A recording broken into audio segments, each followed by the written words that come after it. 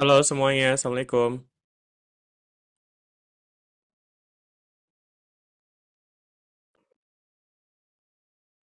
Halo, halo semua, Assalamualaikum. Waalaikumsalam. Halo, apa kabar teman-teman semua? Alhamdulillah baik Pak. Alhamdulillah, Fadli baik ya, Alhamdulillah. Lagi di mana nih Fadli? Oh di kos Pak. Oh, di kosan. Gak ada kegiatan di kampus hari ini? Full ya Nggak ada. kayaknya di... Oke, siap, siap, siap. Terus habis itu ada dia juga jawab di chat, katanya Alhamdulillah baik. Oke, good. Yang lain juga boleh ya. Ditolong dinyalain ya kameranya teman-teman, biar kita bisa lebih enak gitu pelatihannya. Meskipun kita pelatihannya online, tapi mungkin kita bisa menghidupkan nuansa offline gitu ya. Ada Yusran juga di sini. Halo Yusran, apa kabar? Halo Pak. Sehat Yusran, apa kabar Yusran? Iya Pak, terdengar. Ditanya sehat, jawabnya terdengar. Kayaknya nggak sehat deh berarti Yusran. Yusran sehat? Apa kabar Yusran? Kabar baik Pak. Kabar baik. Oke, sip, sip, sip. Ya, silakan teman-teman dinyalain dulu ya kameranya ya. Tapi mungkin kalau emang lagi nggak ready, nggak apa-apa, di off cam dulu juga. Ada Zakwan juga di sini. Ini kelihatannya Zakwan lagi on cam, tapi kayaknya lagi belum kelihatan videonya ya. Tapi Zakwan bisa dengar suara saya nggak? Terdengar, Pak. Oke, apa kabar Zakwan sehat? Alhamdulillah sehat. Lagi di mana nih? Di rumah ya berarti kayaknya nih. Oke, oke. Sip, sip. Terus juga ada Ardini, ada Erwina, ada dia tadi. Dia tadi udah confirm ya di chat kayaknya. Nah, ini Erwina juga udah join ya. Kalau Erwina tuh 2000 berapa ya? Seangkatan sama Fadli ya berarti? Angkatan 2025, Pak. Oke, sama Fadli ya. Tapi kelas apa? A atau B tuh berarti tuh? Apa C juga ya? Kelasnya kelas apa? Oh, kelas A ya. Kalau Ardini, nah ada Ardini juga di sini. Ardini kelas berapa? Apa angkatan berapa kalau Ardini? Saya angkatan 25, Kak. 25 juga ya. Oke, berarti banyaknya 25 ya. Ada Fadli, Arwina, sama Ardini di angkatan 2025 ya. Kalau Zakwan itu 2024 kan ya? Bareng sama dia juga ya 2024 ya. Yusran Iya. juga nggak sih? Yusran 2024 juga kan ya? Tiga Oke, Pak. sip, sip, sip. Oke, baik, kita akan mulai teman-teman pelatihan kita hari ini. Hari ini kita akan melakukan pelatihan untuk on-MIPA Fisika ya, untuk materi mekanika klasik. Nah, namun seperti yang mungkin teman-teman udah di buku panduan tentang mekanika klasik. Jadi sebenarnya kalau untuk sub materi dari on-MIPA Fisika itu seperti yang teman-teman mungkin udah pernah lihat-lihat di buku panduan, itu nanti akan ada 4 pembagian materi kan ya. Mulai dari materi yang pertama ini ada materi mekanika klasik, terus kemudian ada materi elektrodinamika juga. Bentar nih saya taruh di sini. Ini layar saya kelihatan nggak ya teman-teman? Lihat, Kelihatan. Pak.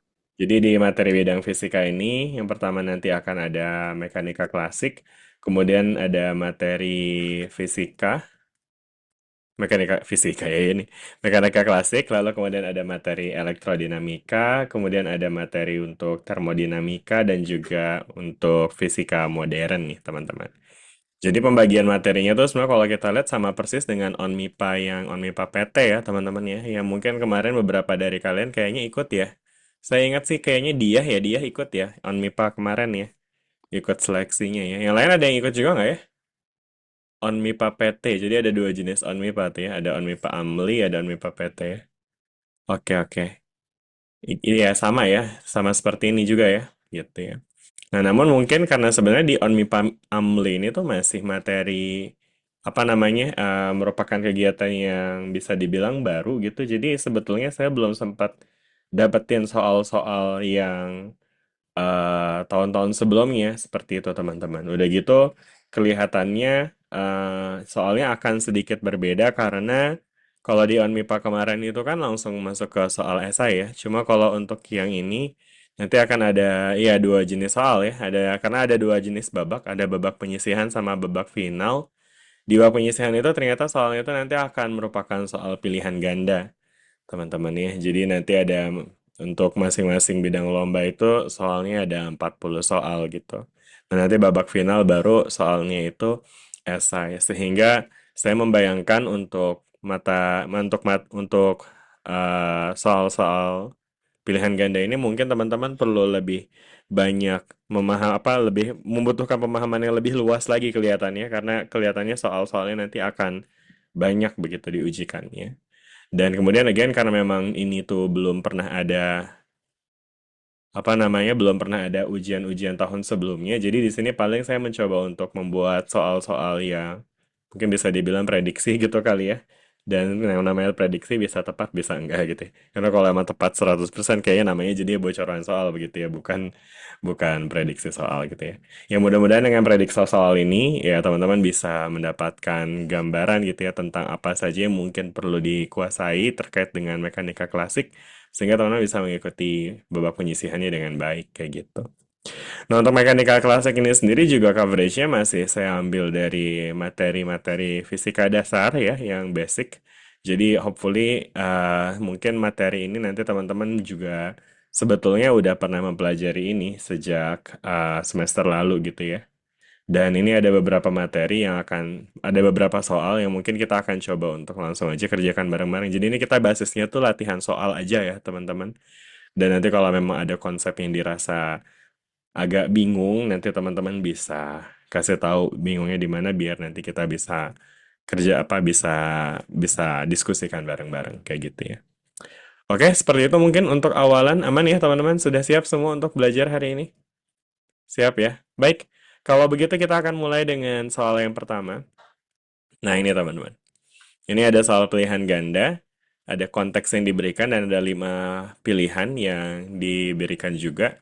Silakan teman-teman baca dulu ya, baca dulu. Saya akan kasih waktu selama 30 detik. Setelah waktu habis, nanti mungkin teman-teman coba untuk buat jawaban sendiri dulu juga ya. Nah, tapi nanti mungkin jawabnya jangan langsung dijawab. Nanti teman-teman bisa jawabnya lewat chat aja. Harusnya saya bisa bikin poll ya. Bisa nggak ya bikin polling di sini? Kayaknya fiturnya hilang deh. Jadi mungkin untuk sementara teman-teman nanti kalau udah dapat jawaban, teman-teman bisa ketik aja jawabannya di ini ya, di Zoom chat ya. Nanti teman-teman bisa ketik A, B, C, D, E gitu. Nah, tapi jangan di enter dulu. Ketiknya nanti enternya barengan ya. Dalam hitungan mundur seperti biasa ya. Oke, silakan dibaca dulu ya teman-teman ya. Waktunya 30 detik dari sekarang.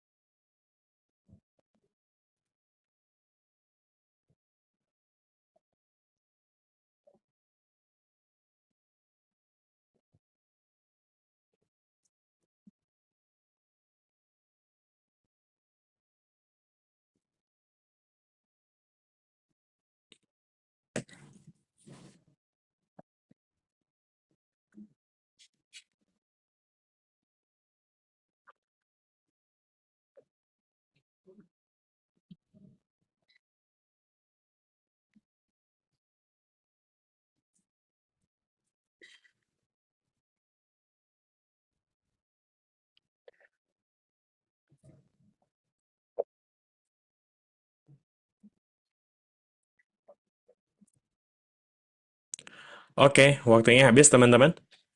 Coba teman-teman kasih jawabannya di chat, tapi jangan di-enter dulu ya. Diketik aja dulu jawabannya apa. Apakah menurut teman-teman A, B, C, atau D gitu ya. Diketik dulu ya teman-teman, jangan di-enter dulu. Udah? Udah ya? Sip, sekarang saatnya teman-teman masukin jawabannya ya. Silakan teman-teman ketik enter dan kita akan lihat bareng-bareng ya dalam 3, 2, 1. Oke, masukin jawabannya di chat. Oke, udah ada jawaban dari dia, Zakwan sama Fadli. Yang lain gimana nih? Belum ada jawabannya. Masih difikirkan kah? Oke, saya record dulu lah ya. Jawaban dari dia Najwa. Dia Zakwan sama Fadli ya. Oke, ya terima kasih buat yang udah ngejawab ya. Jadi untuk soal yang ini teman-teman, kalau misalkan kita lihat ya, jadi kan di sini dia punya ada seorang penerjun nih ceritanya ya. Ada seorang penerjun payung melompat dari pesawat dan kemudian setelah mencapai kecepatan terminal 60 meter per sekon, dia membuka parasutnya nih, ya kan? Nah, yang ditanya adalah pernyataan manakah yang paling tepat menggambarkan geraknya setelah parasut terbuka, ya kan? Nah, ini mungkin kelihatannya soal yang agak remeh ya. Karena kayak ya bisa dibayangin aja sebetulnya ya. Nah, tapi sebetulnya ada mekanisme yang terjadi di belakangnya, teman-teman ya. Teman-teman bisa bayangkan ketika seorang penerjun ya kan, dia itu apa namanya? Dia itu lompat dari pesawat gitu ya kan. Maka nanti teman-teman mungkin bisa membayangkan ada kecepatan yang meningkat ya. Karena pada intinya ketika dia bergerak ke bawah langsung tanpa adanya parasut ya, ini sebelum dia membuka parasut ya, dia akan bergerak jatuh bebas tuh teman-teman ya. Karena dia bergerak dengan searah dengan gravitasi begitu ya. Bisa dibayangin nih teman-teman ya. Jadi dia akan dipercepat oleh adanya gaya gravitasi ya. Jadi gaya gravitasi atau gaya tarik bumi yang bekerja ke bawah itu menyebabkan dia mengalami percepatan ya. Karena total gaya yang bekerja pada dirinya itu adalah gaya gravitasi dan karena gaya gravitasinya ke bawah maka kecepatannya itu dia akan ke bawah tuh teman-teman. Bisa dibayangin nggak teman-teman? Jadi kecepatannya akan bertambah gitu ya teman-teman ya. Jadi kalau dia awalnya bergerak dengan jatuh bebas berarti kan dia kecepatan awalnya nol ya. Nah, lalu seiring berjalannya waktu karena adanya percepatan ini, maka nanti kecepatannya itu akan meningkat gitu, teman-teman. Bisa dibayangin nih sampai sini? Di momen awalnya. Jadi kalau kita gambarkan grafik antara kecepatan versus waktu, maka di sini dia bergerak dengan kecepatan yang meningkat. Gitu, teman-teman. Bisa dipahami ya sampai sini ya? Gitu ya. Nah, sekarang teman-teman diskusi berikutnya adalah ketika dia dipengaruhi oleh gaya gravitasi saja, maka logikanya ini dia akan terus meningkat tuh, ya kan? Ya, terus meningkat sampai atas, sampai cepat banget gitu ya kan? Nah, namun realitanya sebenarnya nggak begini yang terjadi teman-teman ya. Kenapa? Karena di sini dikasih tahu ya bahwa ada yang namanya kecepatan terminal setelah mencapai kecepatan terminal nih. Nah, berarti kita harus tahu nih kecepatan terminal itu apa teman-teman ya. Di sini dibilang setelah mencapai kecepatan terminal 60 meter per sekon. Ya. Nah, dalam fisika, kecepatan terminal itu berkaitan dengan kecepatan akhir yang dicapai oleh suatu benda. Dan ketika suatu benda telah mencapai kecepatan terminal, dia udah nggak nambah lagi kecepatannya. Maka itu dia disebut terminal ya, karena udah ujung gitu ya. Jadi dia ini adalah kecepatan ujung ya. Nah, namun kecepatan terminal ini nggak akan dicapai ketika hanya ada gaya gravitasi, teman-teman. Karena teman-teman bisa bayangin kalau cuma ada gaya gravitasi, berarti akan ada percepatan yang akan membuat kecepatannya ini selalu bertambah dan terus bertambah gitu. Bisa dibayangin nggak? Ya, jadi kalau ada gaya gravitasi saja, maka yang bekerja pada si parasutnya ini adalah hanya percepatan saja yang arahnya ke bawah ya, yang akan menyebabkan dia terus-menerus meningkat gitu ya. Nah, namun realitanya di sini terjadi kecepatan terminal. Nah, sekarang mungkin ada yang bisa jelasin nggak? Ada yang ingat nggak? Kira-kira tuh kecepatan terminal terjadi karena kenapa sih? Kira-kira kenapa tuh, teman-teman? Tadi saya udah kasih insight sedikit ya. Kalau cuma ada gaya gravitasi aja, maka seharusnya kecepatannya meningkat terus. Jadi seharusnya nggak ada tuh kecepatan terminal, karena kecepatannya nambah-nambah terus, ya kan? Nah, sekarang realitanya ada kecepatan terminal di sini. Nah, kira-kira itu dia karena kenapa ya, teman-teman? Karena ada gaya lain yang melawan gravitasinya, Pak. Betul banget, ada gaya lain yang melawan gravitasinya si penerjun. Kira-kira gaya apa itu, Zakwan? Drag force. Gaya apa, sorry? Drag force ya? Drag- Iya, atau gaya hambat ya, teman-teman ya. Gaya hambat dari siapa? Kira-kira siapa yang bisa menghambat si orang ini? Apakah orang ini ngerem? Gaya apa yang menghambat ini? Gimana? Gaya apa? Gesek udara gitu, Pak. Betul, gaya gesek udara atau gaya hambat udara, teman-teman ya. Jadi, udara sekalipun dalam fisika cukup sering diabaikan, namun realitanya udara itu ada, teman-teman. Dan efek udara pada suatu gerakan, dia bisa at some point menghambat, memberikan hambatan. Tuh artinya dia kayak memberikan gaya yang melawan arah gerak gitu ya. Jadi, gaya hambat udara itu cenderungnya itu akan melawan arah gerak, teman-teman. Mirip kayak gaya gesek.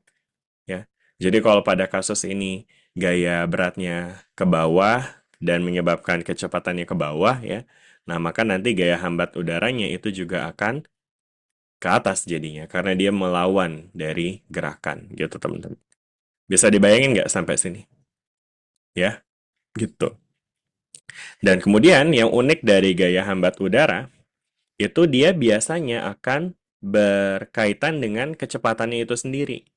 Ini ada hukum Stokes namanya, yang berkaitan dengan gaya viskositas yang mungkin somehow kita bisa mengasosiasikan ada hubungan yang mirip gitu ya antara hukum Stokes dengan gaya hambat udara di mana besarnya gaya hambat udara itu cenderung sebanding dengan kecepatannya ternyata teman-teman. Semakin besar kecepatan, semakin besar juga gaya hambat udara ya. Jadi kalau dia geraknya makin cepat, hambatannya justru bakal makin gede gitu ya. Nah, itulah mengapa di awal dia bergerak, ketika kecepatannya masih 0 ya, teman-teman bisa bayangin ya, pas dia awal bergerak nih, kecepatannya masih 0, itu dia gaya hambat udaranya masih belum ada tuh. Ya. Nah, ketika kecepatannya mulai meningkat, karena adanya percepatan ini, baru nih gaya hambat udaranya muncul. Ya. Gaya hambat udaranya muncul. Oke, bisa dibayangin sampai sini? Gitu ya. Nah, efeknya apa nih ketika ada gaya hambat udara? Adanya gaya hambat udara ini akan mengubah keseimbangan dari si total gayanya ya. Kan teman-teman bisa lihat ya, balik lagi nih, si percepatan ini kan muncul sebagai sebagai respons dari total gaya yang bekerja pada benda gitu ya. Kalau tadi total gayanya itu adalah segini misalnya cuma dari Fg. Nah, ini dia A-nya jadi segini misalnya, ya kan? Karena A itu ya simply F dibagi M kan ya. Atau mungkin kita bisa bayangkan dia A itu adalah total gaya sigma F dibagi dengan M, ya kan? Nah, sekarang adanya gaya hambat udara yang berlawanan arah, ya, itu akan menyebabkan total gayanya semakin besar apa semakin kecil nih? Ketika ada gaya hambat udara, total gayanya akan makin besar apa makin kecil? Total hambatnya nih Pak. Total gayanya, sigma F-nya, Kayaknya sigma F-nya nih. sigma F-nya lebih mengecil. Lebih kecil gitu ya kan ya. Kenapa? Karena ada gaya ngelawan nih ya kan. Mungkin kalau teman bayangin ini pakai angka ya. Misalnya nih orangnya berapa ya? Berapa sih massa orang? Misalnya 60 kilogram atau 70 kilogram gitu. Berarti misalnya masanya gaya beratnya itu 700 Newton gitu ya. Nah, maka teman-teman bisa bayangin nih, di awal sebelum ada gaya hambat udara, percepatan orangnya itu adalah ya 700 per 70. Misalkan kita pakai G-nya 10 gitu ya. Jadi A-nya tuh 10 gitu ya kan. Nah, namun sekarang dengan adanya si FA ya kan. Nah, FA ini akan mengurangi sigma F ya kan ya. Kayak misalnya nih awalnya FA-nya 100 Newton dulu gitu ya kan. Nah, maka nanti sigma F-nya jadi 600 dan A-nya jadi 60 gitu ya kan. Dan ini akan menyebabkan percepatannya semakin kecil nanti teman-teman. Bisa dibayangin nggak tuh? Percepatannya akan makin kecil nih. Oke. Nah, efeknya apa nih ketika percepatannya makin kecil? Efeknya adalah dia akan mempercepat gerakannya tetap ya, karena kan arahnya ke bawah nih. Berarti kecepatannya nambah ya. Nah, tapi pertambahan kecepatannya itu nggak sebanyak pertambahan kecepatan di awal gitu ya. Jadi mungkin kalau di awal dia bertambah kecepatannya begini, ya kan? Yang seharusnya kalau percepatannya konstan dia nambahnya gini ya. Nah, tapi kalau dia percepatannya berubah, dia akan nambahnya seperti ini teman-teman. Gitu. Bisa dibayangin nggak? Jadi dia nambahnya itu makin lama nggak sekencang ketika dia nambah cuma gara-gara si gaya berat doang gitu ya. Oke? Udah ya. Nah, tapi ini makin tambah cepat kan ya. Sehingga berarti nantinya dia akan ada penambahan lagi nih si gaya hambat udaranya ya kan. Karena again gaya hambat udara itu teman-teman itu cenderung sebanding dengan kecepatan gitu ya. Sehingga semakin besar kecepatannya, semakin besar juga gaya hambat udaranya. Sehingga ketika gaya hambat udaranya semakin besar, nanti teman-teman bisa bayangin sigma F-nya lama-lama makin gimana tuh tadi. Kalau ininya makin besar, sigma F-nya bakal makin Kecil. kecil, ya kan? Nah, sekarang teman bisa bayangin deh, kalau misalnya sigma F-nya nanti at some point sampai ke 650 Newton gitu ya kan. Maka pada saat ini nanti udah makin kecil banget tuh A-nya ya kan. Karena sigma F-nya sekarang jadi berapa nih kalau ininya naik ke 650? Sigma F-nya jadi 50 gitu ya kan ya. Karena sigma F-nya jadi 50, maka A-nya jadi makin kecil lagi tuh ya kan. Sehingga pertambahan kecepatannya pun juga makin lama semakin kagak nambah gitu teman-teman. Bisa dibayangin ya. Nah, sampai suatu ketika di mana gaya hambat udaranya sama besar ya dengan gaya beratnya ya kan. Misalnya ini sama-sama 700, maka pada kondisi ini total gayanya jadi berapa teman-teman? Jadi 0, iya. Ardini kalau jawab boleh unmute aja Ardini. Saya cuma lihat mulutnya doang jadi 0, betul ya? Jadi 0 ya total gayanya. Ya, dan artinya apa kalau total gayanya 0 berarti nanti A-nya juga bakal jadi 0 Oh, juga ya kan ya. Heeh, sehingga kecepatannya kalau udah A-nya udah 0, kecepatannya gimana tuh teman-teman? oh, Bakal konstan. bakal Dia nggak konstan, betul. Jadi nanti dia akan jadi kayak gini teman-teman grafiknya ya. Oke. Jadi dia nggak bakal nambah-nambah lagi tuh ya kan. Dan ketika dia nggak nambah, si FU-nya juga nggak nambah lagi kan. Ya. Karena FU tadi again dia sebanding sama si V-nya. Jadi kalau dia V-nya udah konstan, ya FU-nya juga akan konstan juga gitu ya. Gitu teman-teman. Dan inilah yang menyebabkan dia memiliki kecepatan terminal ya. Sampai sini dulu deh teman-teman. Tentang konsep kecepatan terminal. Bisa dipahami nih teman-teman? Ada pertanyaan nggak sampai sini dulu? Kita pelan-pelan aja ya teman-teman. Yang penting teman-teman ngerti kecepatan terminal nih. Nah ini belum ngejawab soalnya ya. Saya lagi jelasin tentang konsep kecepatan terminalnya dulu. Ada pertanyaan nggak sampai sini tentang konsep kecepatan terminal? Udah ya? Jelas ya? Oke deh. Nah, sekarang kita masuk nih ke mekanisme yang kedua. Di mekanisme yang kedua, di sini dibilang, apa yang dilakukan sama dia? Dia membuka parasut. Nah, ketika dia membuka parasut, teman-teman bisa bayangin nggak, dalam konteks gaya, kira-kira apa sih yang terjadi ketika dia ngebuka parasut nih? Syung. Apa yang terjadi ketika dia ngebuka parasut? Sebenarnya parasut itu intentionnya buat apa sih? Oh, menahan ya, lebih menahan. Menahan, betul. Betul, menahan. Karena si parasut itu somehow dia akan kayak menahan karena udaranya tuh jadi kayak ketahan gitu ya teman-teman ya. Oke. Nah, jadi artinya sebenarnya teman-teman bisa lihat dalam konteks parasut ini dia akan memperbesar si FU-nya. Ya enggak? Jelas nggak teman-teman? FU-nya akan diperbesar gitu ya kan. Sehingga ketika dia memperbesar FU-nya ya kan ya. FU-nya lebih besar daripada si FG. Misalnya FU-nya sampai 1400 gitu ya kan. 1400 Newton. Nah, berarti sekarang total gayanya akan kemana tuh? Total gayanya akan ke atas ya nggak teman-teman? Karena kan 1400 ke atas, 700 ke bawah. Berarti total gayanya bakalan ke atas teman-teman. Dan ketika total gayanya ke atas berarti percepatannya pun juga akan ke atas juga teman-teman. Jelas nggak sampai sini? Percepatannya akan berarah ke atas. Ya. Again, ini percepatan ya yang ke atas ya. Kecepatannya gimana? Kecepatannya tuh tadi dia masih 60 nih, masih di kecepatan terminal ya kan.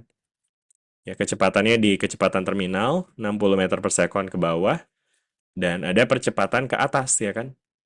Nah, ketika seperti ini terjadi, apa yang bakal dialami sama orangnya teman-teman nih? Tadi kan teman-teman banyak yang jawab B ya. Apakah si penerjun ini serta-merta akan bergerak ke atas? Enggak ya, karena apa? Karena kecepatannya kan jelas ke bawah nih ya kan. Sedangkan percepatan itu teman-teman, percepatan itu sebetulnya nggak directly menggambarkan arah geraknya. Apa sih yang digambarkan oleh percepatan tuh? Percepatan itu kalau teman-teman recall lagi definisinya, percepatan itu adalah perubahan kecepatan per waktu. Jadi dia menggambarkan seberapa cepat si kecepatannya berubah. Kebayang nggak tuh? Seberapa cepat kecepatannya berubah gitu ya. Jadi misalnya percepatannya 2 meter per sekon kuadrat ya. Artinya setiap detiknya terjadi perubahan kecepatan sebesar 2 gitu ya. Jadi kalau misalkan ini misalnya kita bayangin kecepatan 10 gitu ya. Ketika diperbesar dengan percepatan ini, berarti setiap detiknya dia akan bertambah 2. Jadi 12, 14, 16 meter per sekon gitu ya. Itu kalau dia dipercepat. Nah, tapi sekarang ini dia percepatannya arahnya ke atas nih. Sedangkan kecepatannya ke bawah. Jadi percepatannya ini dia akan mengubah pada arah yang berlawanan ya. Atau bisa kita bilang percepatannya negatif nih teman-teman ya. Misalnya percepatannya berapa? Negatif 30 misalnya. Atau negatif 20 gitu ya. Negatif 20 meter per sekon misalnya. Nah, maka yang terjadi adalah kecepatannya itu akan berkurang ya teman-teman. Dari yang tadinya 60 jadi berapa? Jadi 40 ya 40. kan? Detik berikutnya ya. Artinya apa? Artinya nanti dia akan menurun nih. Atau melambat jadinya teman-teman ya. Melambat gitu ya kan Berarti ya. Hah? melakukan aturan berarti itu Pak jatuhnya. Kenapa? Sorry. Oh ini kan tadi kan percepatannya bukan berarti si yang penerjunnya itu berarti kecepatannya lama-lama melambat gitu ya. Perlambatannya itu jadi meningkat gitu. Oke, good. Jadi sebenarnya perlambatannya sendiri nggak meningkat sih. Tapi perlambatannya tuh pokoknya nih ada perlambatan gitu ya. Ketika ininya dibuka, tadi kan ya parasutnya dibuka, ada gaya hambat udara yang lebih besar daripada gaya beratnya. Itu dulu kata kuncinya. Nah, dari gaya hambat udara yang lebih besar dari gaya beratnya, itu nanti gaya totalnya jadinya ke atas tuh. Ya kan? Nah, gaya total ke atas itu akan menyebabkan percepatan yang ke atas juga, yang artinya percepatannya sekarang berlawanan sama kecepatannya. Karena kecepatannya ke bawah kan? Kenapa kecepatannya ke bawah? Ya tadi nih, kita tadi udah ngomongin kecepatan terminal ya, udah panjang tuh bahas kecepatan terminal ya. Jadi dia lagi jatuh dengan kecepatan konstan tuh, ya kan? Karena tadinya gaya udara sama gaya beratnya sama, balance, jadi dia udah nggak dipercepat lagi tuh, 60 aja tuh dia. Nih, gitu ya kan?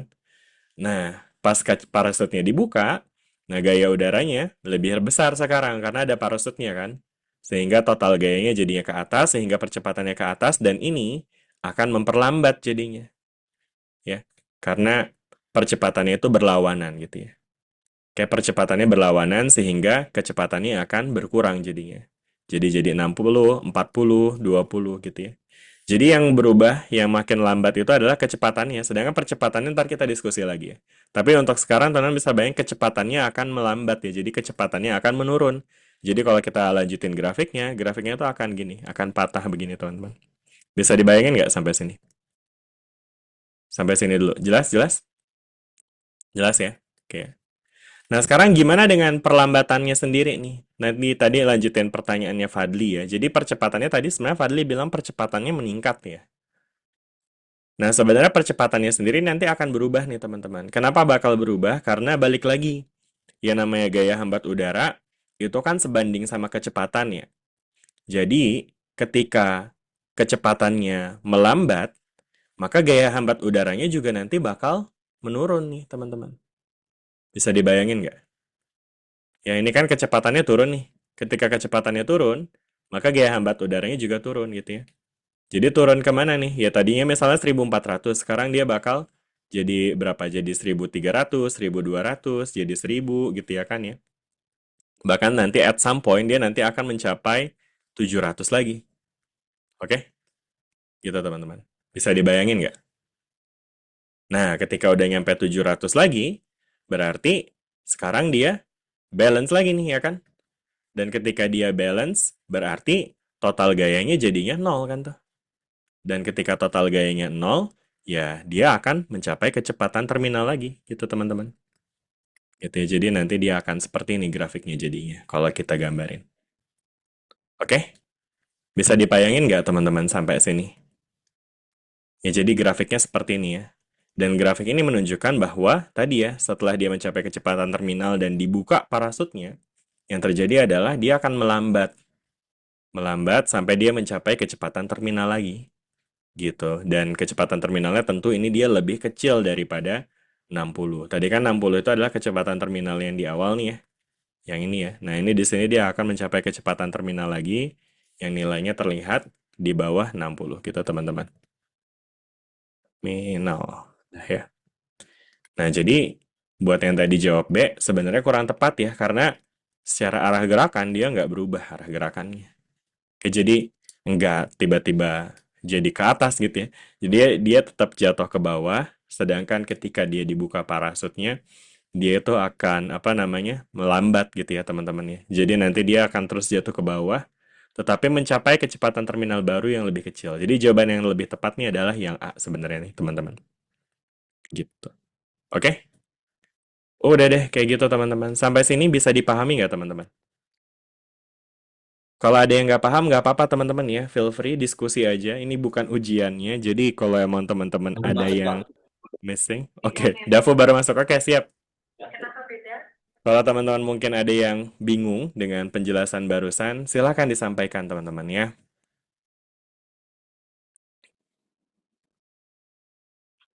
Yang tadi udah ikutin dari awal aman? Erwina gimana Erwina? Aman nggak tadi tuh dengan penjelasan barusan? Atau ada yang bingung? Nggak apa-apa kalau ada bingung, sampein aja.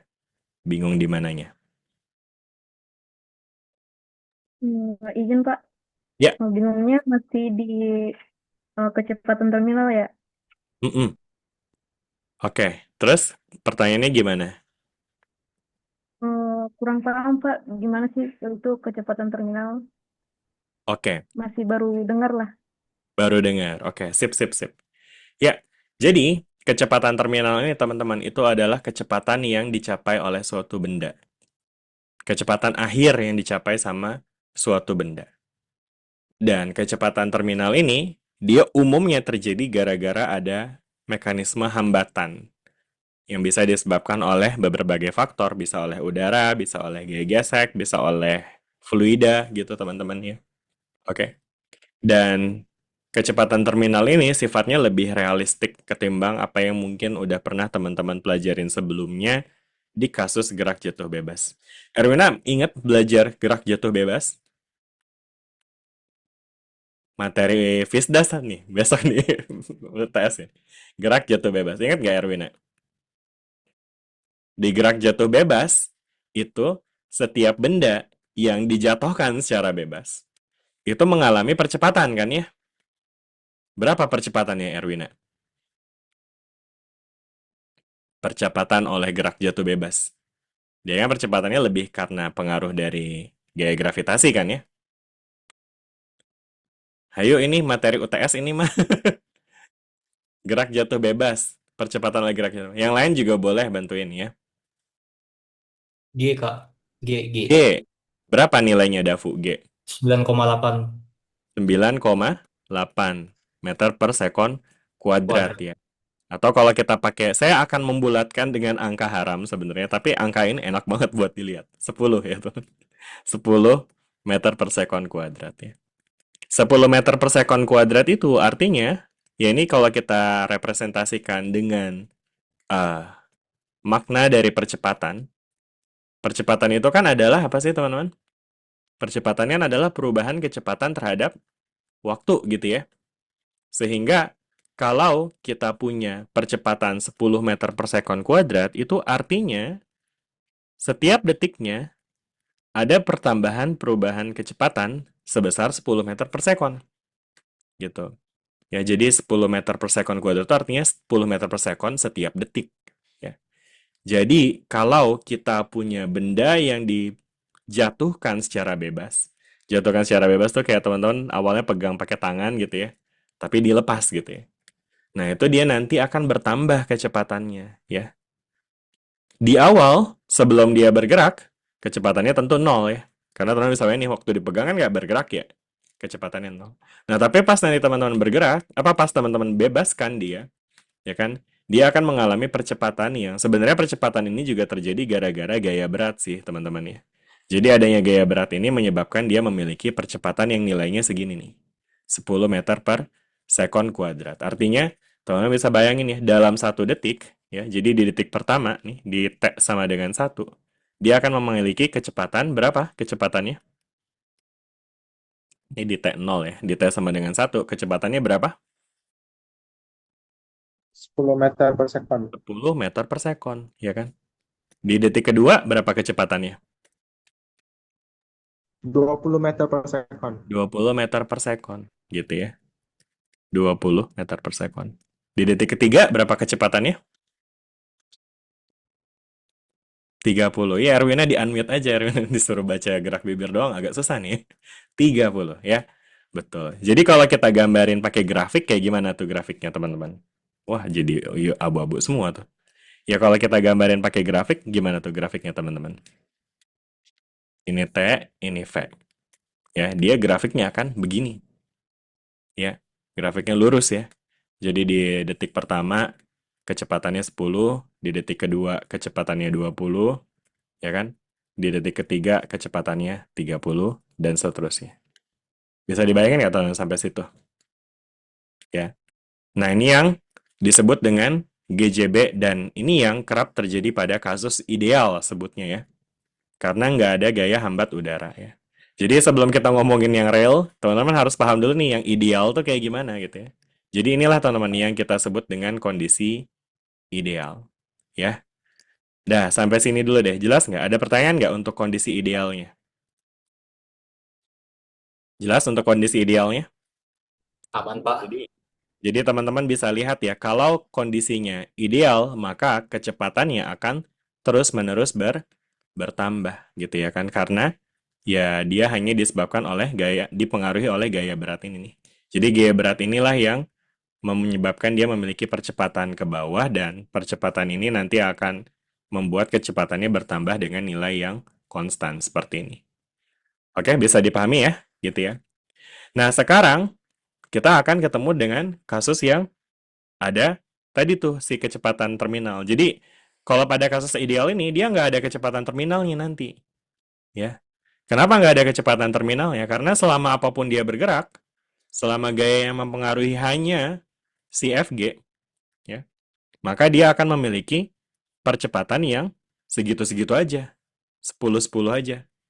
Sehingga dia nambah-nambahnya gimana? Nambah-nambah terus. Ya, setelah 4 detik jadi 40, setelah 5 detik jadi 50, setelah 10 detik jadi 100. Terus aja. Nggak ada ujungnya. Bisa dipahami teman-teman nih, di GJB ini nggak ada ujungnya. Dan kasus ini unreal. Terlalu ideal. Jadi maksudnya ini terjadi sebenarnya. Meskipun saya bilang unreal tuh bukan berarti nggak bisa terjadi. Ini bisa terjadi. Terutama pada kasus ruang hampa, teman-teman ya. Jadi pada kasus ruang hampa di mana di situ nggak ada udara sama sekali, maka kecepatan tuh akan terus meningkat seperti ini, ya. Nah, namun di real case-nya itu ada yang namanya gaya hambat udara tuh, teman-teman ya.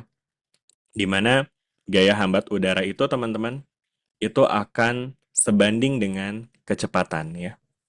Jadi mungkin anyway, kayaknya saya tadi kayaknya agak nge-skip bagian ngejelasin tentang cara dapetin A ya. Jadi mungkin saya akan kasih konteks kayak gini teman-teman ya. Bayangkan misalnya di sini massa bendanya adalah 5 kg, oke? Berarti kalau bendanya 5 kg dengan G sama dengan 10, gaya beratnya jadi berapa tuh teman-teman? Kan massa kali gravitasi ya. Saya pakai angka 10 dulu ya, angka penyederhanaan. Berarti gaya beratnya adalah 50 Newton nih. 50 Newton, 50 Newton, oke? Gitu ya. Nah, sedangkan untuk hitung percepatan ini tadi teman-teman yang warna merah ini, percepatan itu dia didapatkan dari hukum Newton ke-2 ya. Sigma F sama dengan M dikali A, ya kan? Berarti kan A sama dengan sigma F dibagi M. Kalau sigma F-nya adalah 50 dan M-nya adalah 5, maka A-nya dapat segitu tuh. Kita pakai angka 10 dulu nih ya, teman-teman ya. Jelas nggak sampai sini teman-teman nih?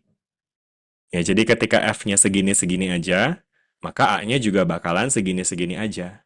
Sehingga kecepatannya akan bertambah dengan segitu. 10 meter per second setiap detik. Dan ini akan terus meningkat. Jelas nggak sampai sini, teman-teman? Balik lagi nih, ideal ya. Ideal. Oke. Nah, sekarang kita akan ngomongin soal kasus yang real, di mana di kasus yang lebih real ini, teman-teman, itu dia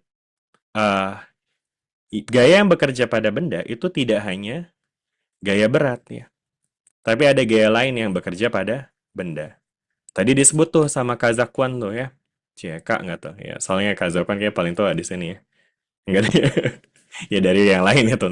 Jadi tadi katanya Kazakwan ya, ini tuh ada gaya hambat udara ya kan? Di mana gaya hambat udara ini teman-teman, ini mungkin barang baru ya buat teman-teman ya, tapi teman-teman harus tahu ya bahwa gaya hambat udara mungkin kita bisa nyatakan dengan FU gitu. Nah, itu tuh dia nilainya sebanding sama V. Ya. Jadi semakin besar kecepatannya, itu gaya hambatnya juga bakal makin makin besar gitu teman-teman ya. Jadi artinya teman-teman bisa bayangin ya ketika di awal ini kecepatannya masih 0, itu hambatannya juga masih 0 teman-teman, oke? Nah, sedangkan ketika dia udah mulai ada kecepatan, nah ini dia mulai mendapatkan hambatan nih teman-teman ya. Jadi di sini ada gaya hambat udara ya kan? Yang besarnya ini sebenarnya ada formulanya lagi ya, tapi kita nggak akan bahas tentang formulanya. Saya akan bahas dia secara analitik aja ya. Jadi teman-teman mungkin bisa bayangin adanya peningkatan kecepatan akan menyebabkan peningkatan si gaya hambat udaranya juga. Ya. Misal, dia tiba-tiba muncul dengan nilai 20 Newton gitu ya. Nggak tiba-tiba sih, munculnya gradual gitu ya. Nah, sekarang teman bisa bayangin nih, kalau sekarang gaya hambat udaranya muncul dengan nilai 20 Newton, maka total gayanya jadi berapa nih?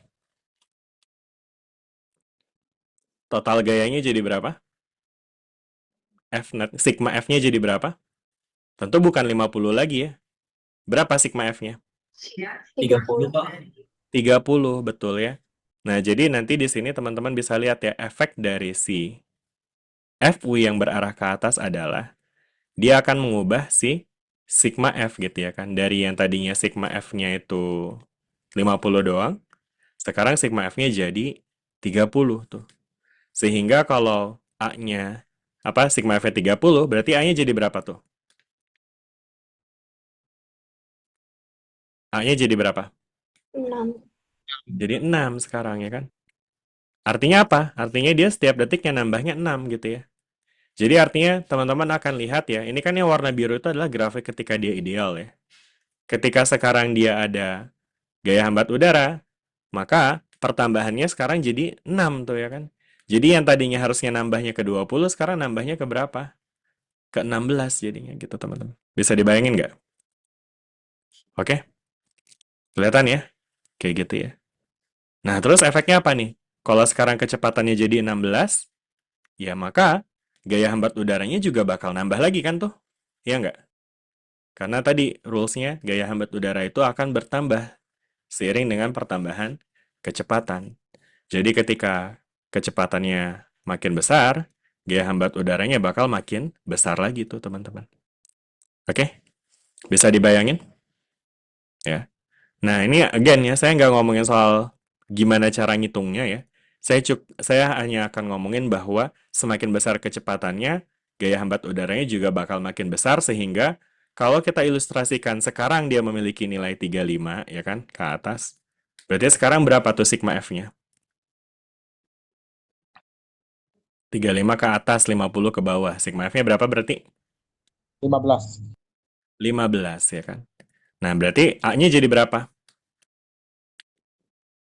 3. 3. 3 meter per sekon kuadrat. Artinya, di detik berikutnya dia hanya bertambah 3 meter per sekon tuh. Ya, jadi, again, teman-teman bisa bayangin nih, ntar nih dia akan meningkat lagi tetap ya. Tapi meningkatnya cuma 3 sekarang gitu ya.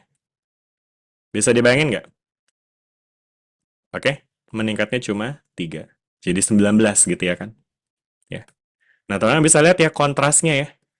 Jadi, again, pada kasus ideal, kita akan menemukan dia bergerak dengan kecepatan yang terus meningkat. Ya, naik terus, nggak ada ujungnya. Nah, tapi dengan ada gaya hambat udara, ternyata peningkatannya gimana? Kelihatan nih di polanya ya. Dia begini tuh. Ya. Oke? Bisa dibayangin nih, teman-teman? Ya. Nah, kemudian nanti teman-teman bisa juga bayangin nih, nanti pada ujungnya akan ada tiba masa di mana gaya hambat udaranya itu mencapai 50 ya. Nah, kalau udah mencapai 50, total gayanya jadi berapa? 0. Jadi 0. Sehingga percepatannya jadi berapa? 0 juga. Jadi 0, betul ya. Nah, makasih itu ya, Fadli sama Ardini. Gitu. Nah, gitu Ardini, di-unmute aja ya. Saya kalau lihat mulutnya doang gerak, nggak tahu ya. Oke ya, gitu ya teman-teman. Jadi 0. Dan efeknya apa nih kalau A-nya 0? Kecepatannya nambah nggak jadinya? Enggak, konstan. Jadi kayak gimana grafiknya? Grafiknya gimana jadinya? Jadi Lurus. datar. Ya. Dan ini bukan berarti dia diam ya. Dia sekarang bergerak dengan kecepatan konstan tuh jadinya, ya kan? Ya. Dan karena dia udah konstan, udah nggak ada nambah-nambah lagi. Inilah nih, Erwina. Ini yang disebut dengan kecepatan terminal ya. Kecepatan terminal. Jadi kecepatan terminal itu adalah kecepatan akhir yang dicapai sama benda ketika dia udah nggak nambah-nambah lagi. Dan dia terjadi seperti ini karena mekanisme apa namanya hambatan ya dari gaya hambat udara gitu. Oke? Jelas nih? Ya jadi cukup panjang ya pertanyaannya apa kecepatan terminal doang ya. Soalnya pertanyaannya tadi jadi kayak nanyain minta saya untuk ngejelasin ulang seolah-olah gitu ya. Tapi nggak apa-apa. Pertanyaannya valid banget ya. Karena mungkin bisa jadi saya di awal kurang jelas ngejelasinnya. Tapi dengan ini jadinya bisa dipahami nggak teman? Lebih jelas nggak? Jelas ya teman-teman ya. Ada pertanyaan lagi nggak nih tentang kecepatan terminal? Bisa dipahami ya teman-teman ya tentang konsep kecepatan terminal ya. Oke, good. Nah, terus habis itu, tadi itu ya, untuk kasus ketika dia membuka parasut, gimana tuh teman-teman? Bisa dibayangin? Efeknya tuh jadi kayak kebalikan ya, yang tadi teman-teman. Jadi, kalau yang tadi tuh, yang lebih besar adalah FG-nya, sedangkan FU-nya yang lebih kecil, terus growing jadi lebih besar ya. Nah, ketika dia ngebuka parasut, itu tuh FU-nya yang tiba-tiba bertambah besar ya kan? Karena dia kan mendadak tuh ya kan ya. Mendadak dengan kecepatan tinggi, kemudian ada parasutnya yang terbuka, maka di situ ada gaya hambat yang lebih besar daripada gaya beratnya. Kebayang ya teman-teman ya. Tadi di contoh yang saya kasih di awal, ketika parasut terbuka, gaya hambat udaranya bisa mencapai let's say 1400 gitu ya, Newton. Yang artinya teman-teman bisa bayangkan nih, ketika kita compare nih antara FU dengan FG, mana yang lebih besar? FU-nya ya kan? Dan ketika FU-nya lebih besar, berarti total gayanya kemana tuh teman-teman? Ke atas apa ke bawah? Ke atas. Ke atas. Berarti nanti karena A-nya ke atas, percepatannya jadinya bernilai negatif. Ya. Percepatannya negatif itu artinya perlambatan teman-teman. Dia akan mengubah kecepatan tapi dengan arah yang sebaliknya. Artinya instead of nambahin kecepatan, dia bakal ngurangin kecepatan. Ya. Ini yang kita diskusikan tadi di sini teman-teman ya. Jadi percepatannya misalnya minus 20 gitu ya. Berarti nanti dia kecepatannya akan nurun tuh. Dari 60 tadinya jadi 40, jadi 20, turun lagi. Bisa dibayangin teman-teman? Bisa ya. Nah, tapi nurunnya gimana? Bakal turun terus-terusan nggak tuh? Enggak ya. Enggak turun terus-terusan. Kenapa nggak turun terus-terusan? Karena ketika dia semakin turun, kecepatannya semakin lambat, FU ini balik lagi tuh. Dia sebanding sama kecepatan. Jadi ketika FV-nya makin kecil, FU-nya juga bakal makin kecil juga. Ya, jadi FU-nya nanti turun teman-teman ya. FU-nya turun dari yang tadinya 1400 misalnya, jadi 1000 ya kan, jadi 800, jadi 700 gitu. Ya. Jadi 1000, jadi 800, jadi 700 ya kan. Dan 700 itu mungkin nanti akan jadi nilai akhirnya gitu ya. Kenapa 700 itu jadi akhir? Karena pada saat dia 700, sekarang dia berapa total gayanya nih? Kalau ini balik ke 700 lagi. Ini 700 ke atas, 700 ke bawah. Berarti A-nya berapa? 0.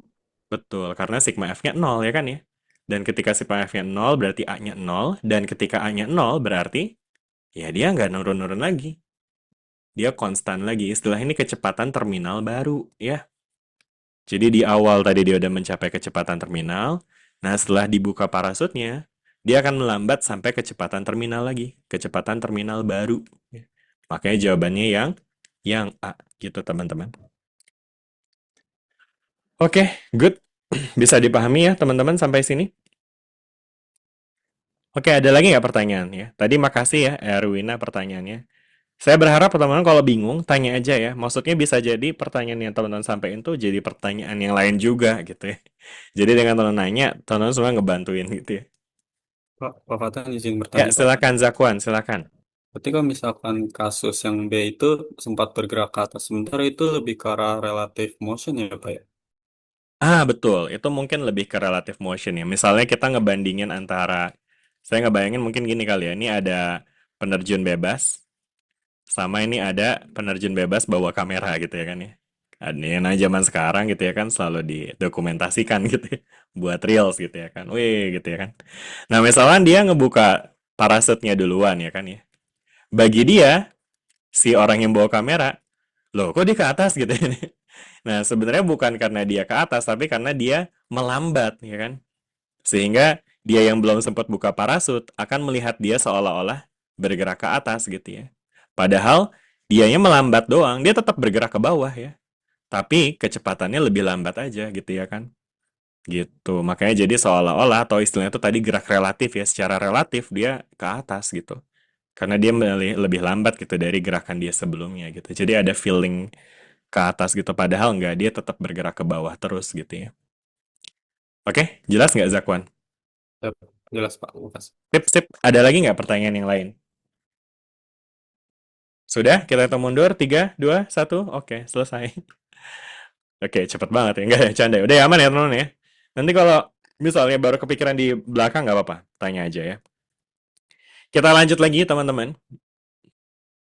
Nah, ini soalnya masih kinematika lagi. Yang gerak lurus aja dulu ya. Yang simple-simple dulu. Oke. Sekarang ada soal kayak gini teman-teman ya. Silakan dibaca dulu. Dan mungkin seperti tadi, saya akan kasih waktu untuk teman-teman mempelajari soalnya dan ya mencoba untuk ya mengerjakan dan mungkin menjawab nanti ya. Jadi mungkin karena nanti mungkin teman-teman sekalian menganalisis untuk ngejawab, saya akan kasih waktu selama 60 detik deh ya teman-teman ya.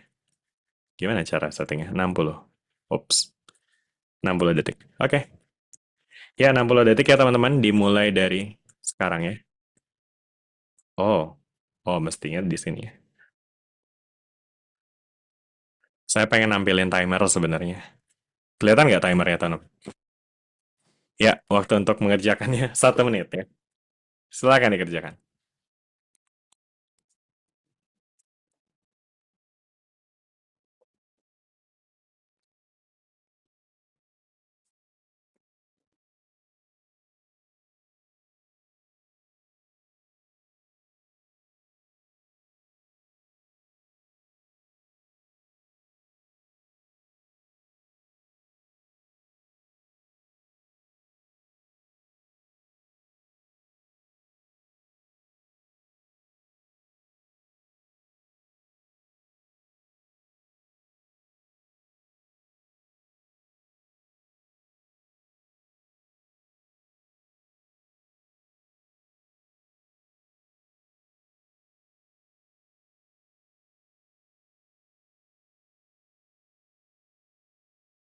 Oke, waktunya habis teman-teman. Silakan teman-teman jawab di chat ya, tapi enternya barengan ya. Jadi silakan teman-teman jawab dulu, ketik dulu jawabannya di chat. Nanti saya akan hitung mundur, kita akan enter barengan dalam hitungan mundur saya, oke? Udah diketik semua ya? Silakan teman-teman ketik enter dalam hitungan 3, 2, 1. Oke, enter. Sip.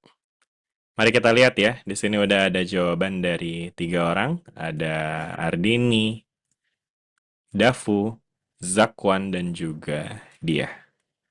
Mayoritas menjawab A kecuali Dafu. Dafu menjawab D. Mari kita lihat ya teman-teman ya. Jadi di sini kita punya grafik nih yang menggambarkan hubungan antara kecepatan dan waktu dari suatu benda yang bergerak lurus. Grafiknya kayak gini. Speed itu kecepatan artinya ya, atau kelajuan, dan time itu adalah waktu. Dan kalau dari grafiknya sendiri kita bisa bayangin nih grafik yang kasus yang pertama tadi ya. Ini adalah gerak yang dipercepat secara beraturan alias GLBB. Ya, gerak lurus berubah beraturan. Nah, yang ditanya adalah jarak yang ditempuh oleh benda selama 4 detik nih teman-teman ya. Nah, jadi untuk mencari jarak dari grafik itu tuh sebetulnya ada shortcut-nya teman-teman. Shortcut untuk mencari jarak pada grafik kecepatan dan waktu itu adalah teman-teman tinggal cari luas area di bawah grafik, ya. Jadi again ya, kalau teman-teman memiliki grafik yang sumbu Y-nya menggambarkan V dan sumbu X-nya menggambarkan T, dan kita diminta untuk mencari jarak S, yang secara basic, jarak itu kan rumusnya adalah V dikali T, teman-teman ya. Nah, V kali T di dalam grafik itu memiliki esensi Y dikali X ya. Dan ketika kita ingin mendapatkan suatu besaran yang berkaitan dengan perkalian antara Y dan X ya. Nah, ini shortcutnya teman-teman bisa hafal ya. Ketika dia ingin dicari dengan mengalihkan Y dan X ya, maka nanti teman-teman bisa mencari dengan area di bawah kurva ya. S sama dengan area bawah kurva. Oke? Gitu ya. Nah, sehingga pada kasus ini, kurvanya kan seperti ini ya. Berarti areanya itu yang mana maksudnya? Areanya itu yang ini, teman-teman ya. Oke? Gitu ya. Nah, maka dari sini, teman-teman bisa lihat, ini simpel banget ya. Ini bentuk segitiga. Jadi untuk mencari S dengan bantuan area di bawah kurva, teman-teman tinggal cari pakai rumus segitiga, ya kan? Luas segitiga, setengah alas kali tinggi. Setengah kali alasnya berapa tuh? 4 ya. Kali tingginya 20. 20. Jadinya berapa tuh? 2 dikali 20. Berapa tuh jadinya, teman-teman? 40 ya. 40. Waduh, ini jawabnya sama deh. Ini teman-teman menghindari jawaban yang benar apa gimana sih? Kecepatan apa? Atau mungkin panik ya gara-gara ada timernya ya? Ya, jadi 40 nih teman-teman. Ya, gitu. Bisa dipahami nggak nih teman-teman sampai sini? Ya. Saya ngelihat aman ya, teman-teman, jelas ya? Oke. Nah, saya ngelihat teman-teman kebanyakan ngejawabnya ini ya, yang A ini ya. Kalau kita lihat angkanya A itu mungkin berarti teman-teman kayaknya ngelihatnya ujungnya doang deh. Mungkin teman-teman ngelihat dari ujung, teman-teman ngelihat, wah kecepatannya 20 nih. Waktunya 4. Jarak kan kecepatan kali waktu gitu ya. Jadinya 20 kali 4 aja lah, jadi 80 gitu ya. Nah, itu nggak boleh kayak gitu teman-teman ya. Haram hukumnya kayak gitu ya. Kenapa haram hukumnya kayak gitu? Padahal kan rumusnya harusnya sama dengan V kali T tadi katanya ya. Jadi mungkin catatannya adalah gini teman-teman ya. Rumus S sama dengan V kali T itu hanya bisa dipakai kalau kecepatannya konstan. Ya. Kalau kecepatannya konstan. Ya.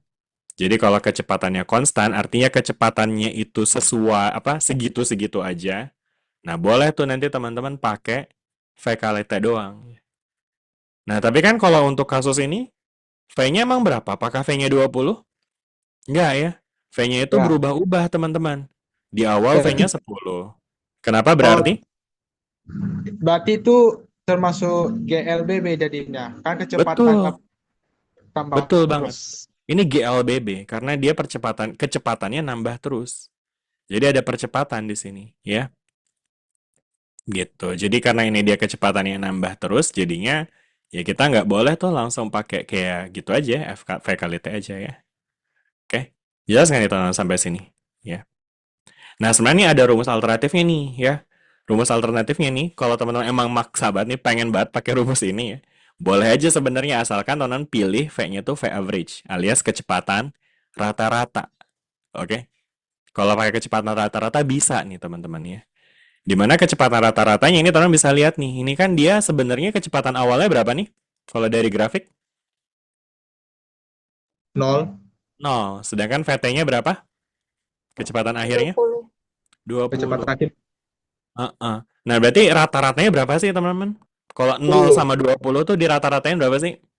10 ya. 10. Jadi 10 ya. 10 itu didapat dari mana? Dari VT plus V0 dibagi 2 gitu ya.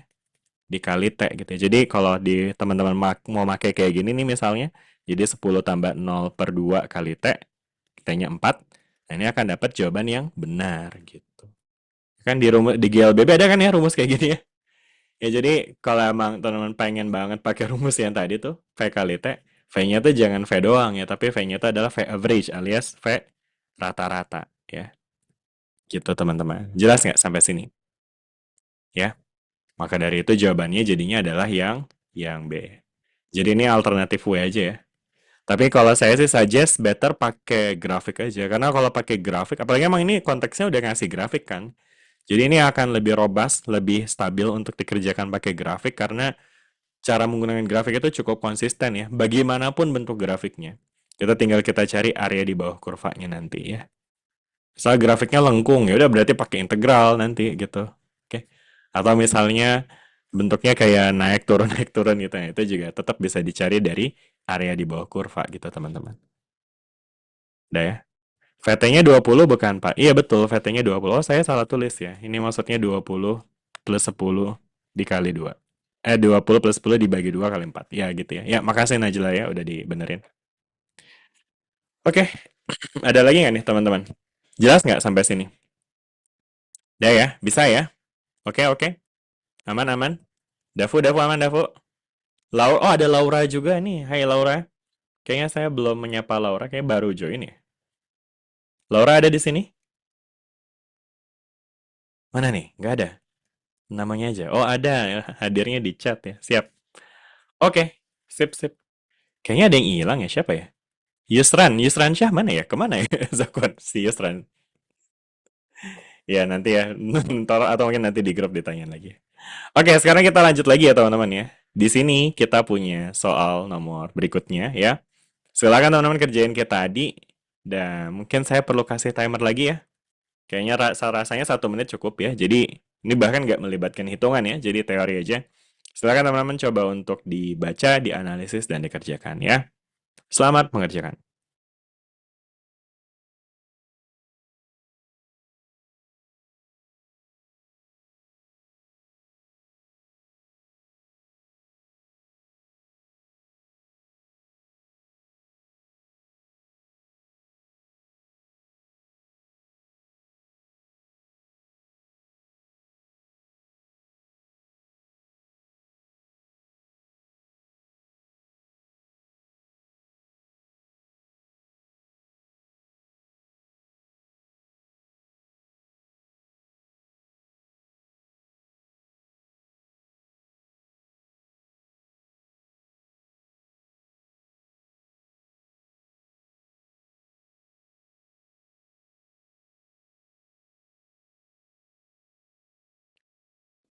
Oke, 3, 2, 1, waktunya habis. Silakan teman-teman ketik jawabannya di chat. Enternya bareng. Udah semua diketik? Oke, saya akan hitung mundur ya. Kita akan enter bareng dalam hitungan 3, 2, 1, enter. Oke, sip. Oke, terima kasih teman-teman semua. Ini ada jawaban dari Dafu, Diah, Zakwan, dan Erwina. Ini orang kedua selalu menjawab hal yang berbeda ya, meskipun orang keduanya ganti-ganti ya. Tadi, ini orang keduanya Dafu jawabnya beda. Ini orang keduanya dia jawabnya beda ya. Namun, tadi sih nggak ada yang benar ya akhirnya. Tapi ya, mari kita lihat apakah ini ada yang benar atau enggak. Jadi di kasus ini kita punya dua benda ya, A dan B yang saling bertumbukan. Dan kemudian di sini dia bilang ya, selama tumbukan, benda B memberikan gaya sebesar F pada benda A. Ini menurut hukum Newton 3. Nah, teman-teman masih ingat nggak hukum Newton 3 itu yang apa sih? Aksi reaksi. Benar banget, yang aksi reaksi. Ini masuk ke dalam materi UTS nih mestinya ya. Jadi, ini nyicil ya sekalian ya, teman-teman sekalian belajar buat UTS nanti ya. Yang FISDAS ya, yang kakak-kakak semester 3 mah kayaknya enggak ya, enggak ada FISDAS lagi ya. Ya jadi, teman-teman bisa bayangin nih, kalau kita punya dua benda, let's say A sama B, yang saling bertumbukan, ya kan? Bertumbukan kan artinya teman-teman bisa bayangin ya, awalnya dia bergerak ke sini, terus dia bergerak ke sini dengan kecepatan tertentu, begitu. Nah, kemudian nanti ketika tumbukan terjadi, teman-teman bisa bayangin, mungkin kita bisa gambarkan ini sebagai kondisi sebelum tumbukannya ya. Dan ini adalah kondisi ketika tumbukan terjadi. Jadi ketika tumbukan terjadi, kedua benda itu akan menempel ya, teman-teman ya. Dan ketika kedua benda menempel, maka kedua benda akan saling dorong-dorong, ya kan ya? Dorong-dorongan. Jadi nanti, misalnya di sini kita tadi punya benda A sama B ya, ini A, ini B, ini A, ini B. Berdasarkan konteks soal ini, di sini dikasih tahu bahwa ada benda B memberikan gaya sebesar F pada benda A ya. Jadi kalau B-nya di sini, ya most likely dorongannya akan seperti ini ya. Dan ini yang dinyatakan dengan F positif gitu ceritanya. Jadi positifnya ke kiri gitu ya, berdasarkan ilustrasi ini. Nah, berdasarkan hukum Newton yang tadi dibilang sama Fadli, hukum Newton kan ngomongin soal aksi reaksi ya. Jadi kalau di sini ada F pada benda A oleh benda B, ya kan? Nah, maka reaksi yang akan diberikan berupa ya gaya yang Negatif. betul, Negatif. karena dia harusnya berlawanan ya. Gaya reaksi itu kan tadi Fadli bilang ya, F aksi sama dengan negatif F reaksi. Jadi dia akan memiliki besar yang sama namun arah yang berlawanan gitu ya. Dan dikerjakan pada siapa? Kalau ini adalah pada A oleh B, ya kan? Nah, ini adalah pada B oleh A jadinya gitu teman-teman ya. Jadi subjek objeknya tuh diganti ya. Oke? Gitu ya. Jadi kalau di sini tadi benda B memberikan gaya pada benda A ya. Jadi itu disebut dengan FA tadi teman-teman ya. Jadi gaya sebesar F pada benda A ya kan. Nah, berarti reaksinya itu adalah gaya pada benda B gitu ya teman-teman ya dan nilainya sebesar F ya. Gitu ya. Jadi yang ini nih teman-teman ya. Oke. Nah, di sini tadi dia jawabnya yang ini ya. Dari segi negatifnya sih benar ya, karena arahnya artinya berlawanan ya. Tapi ini harus hati-hati dengan siapa yang bekerja gitu ya. Jadi ini tuh benda B di sini tuh disebutkan tuh memberikan ya. Jadi ini benda B-nya tuh sebagai subjeknya ya. Sedangkan ini tuh pada benda A, berarti benda A-nya itu objeknya ya. Dan reaksinya tuh ya berarti ya kebalikan ya, objeknya juga kebalikannya gitu ya. Jadi pada benda B harusnya gitu, bukan pada benda A. Jadi ya bagus banget nih 3 orang, berarti udah 75%. Mudah-mudahan ini representatif ya. Mudah-mudahan Ardina dan Erwina, Erwina jawab deh. Siapa yang nggak jawab? Dafu jawab juga ya. Siapa yang nggak jawab? Fadli ya. Fadli kenapa nggak jawab Fadli? Agak ragu tadi.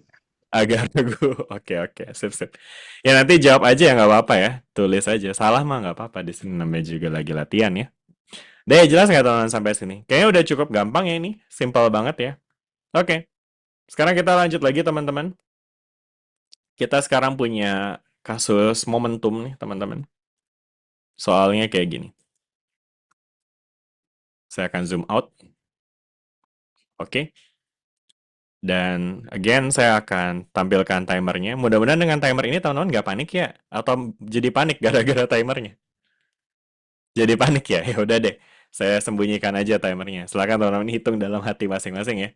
Waktunya 1 menit teman-teman. Dimulai dari sekarang. Selamat mengerjakan.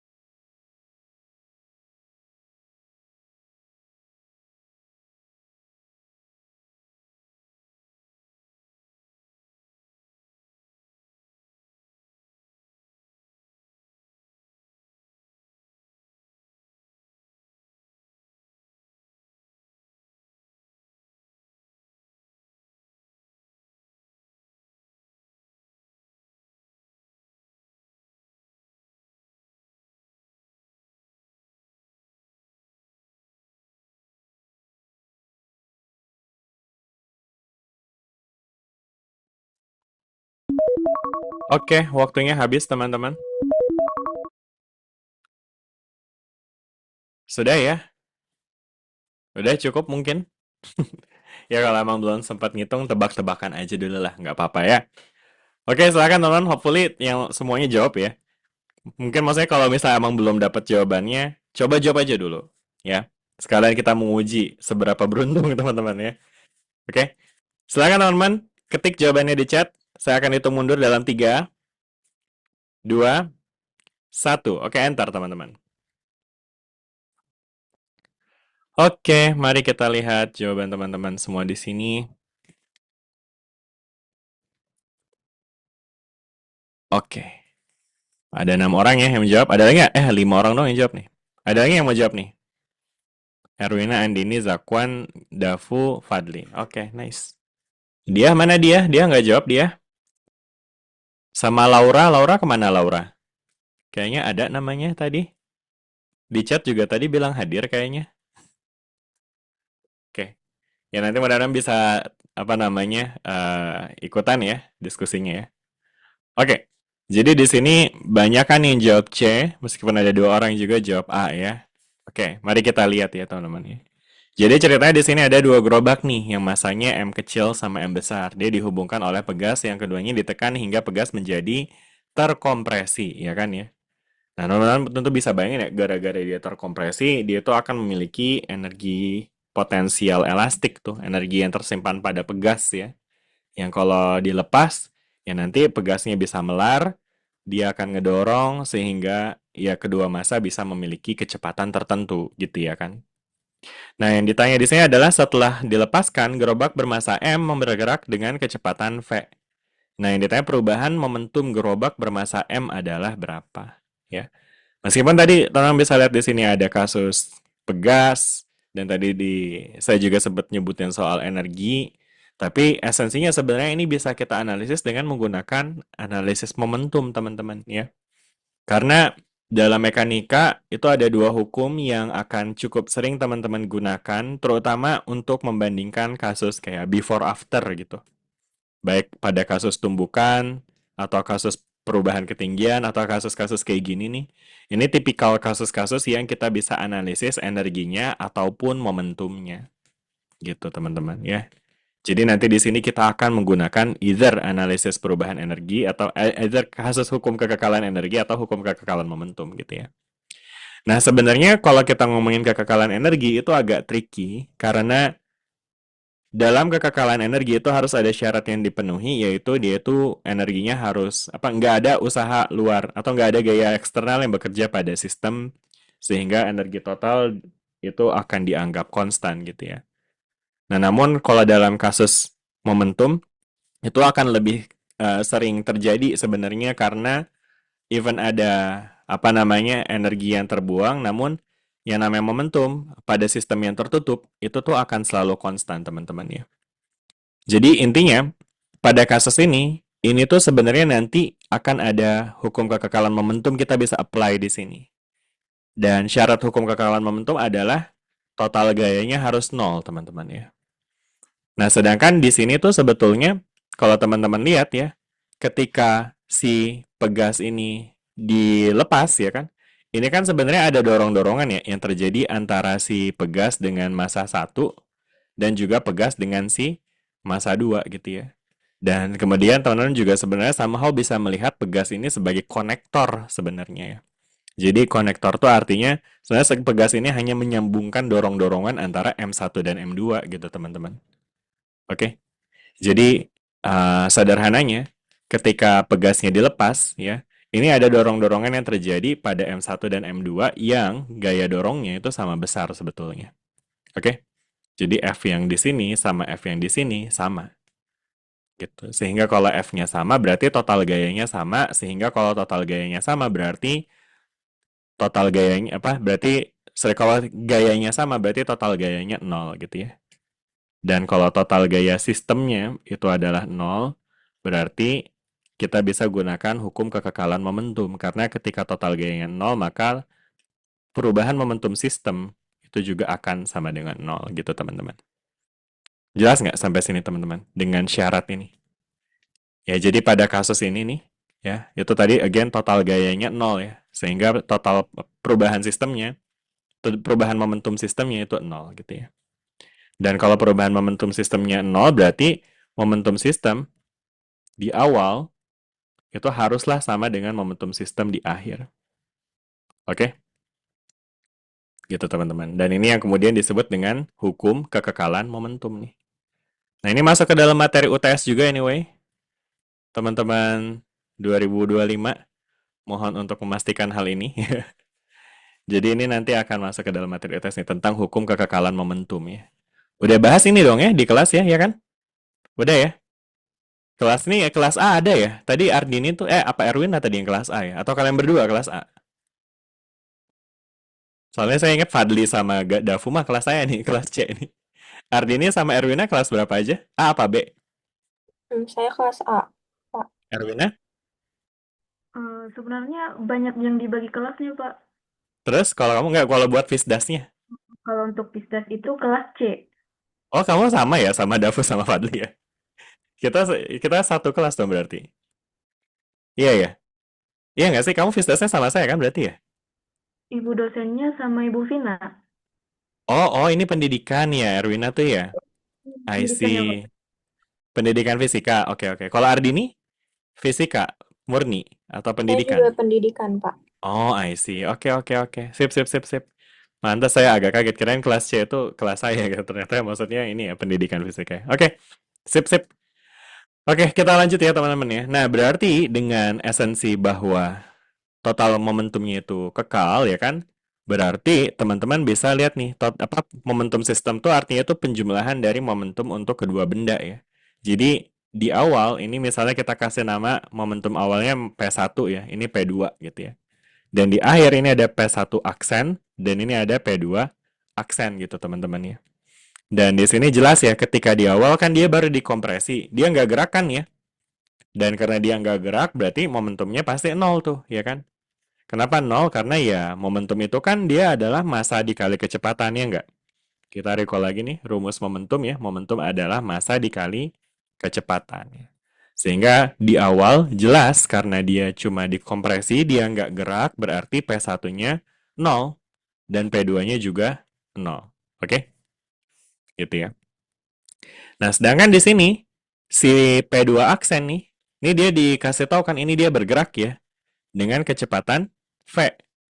Berarti P2 aksennya adalah M dikali V tuh, teman-teman. Oke? Bisa dipahami sampai sini? Gitu ya. Nah, sekarang berarti P1 aksen nih bisa kita hitung nih, ya kan? Nah, gimana cara ngitungnya? Nah, kalau kita pakai hukum kekalan momentum, ya, di mana momentum sistem di awal sama dengan momentum sistem di akhir, itu artinya momentum sistem di awal itu kan ada P1 tambah P2 ya.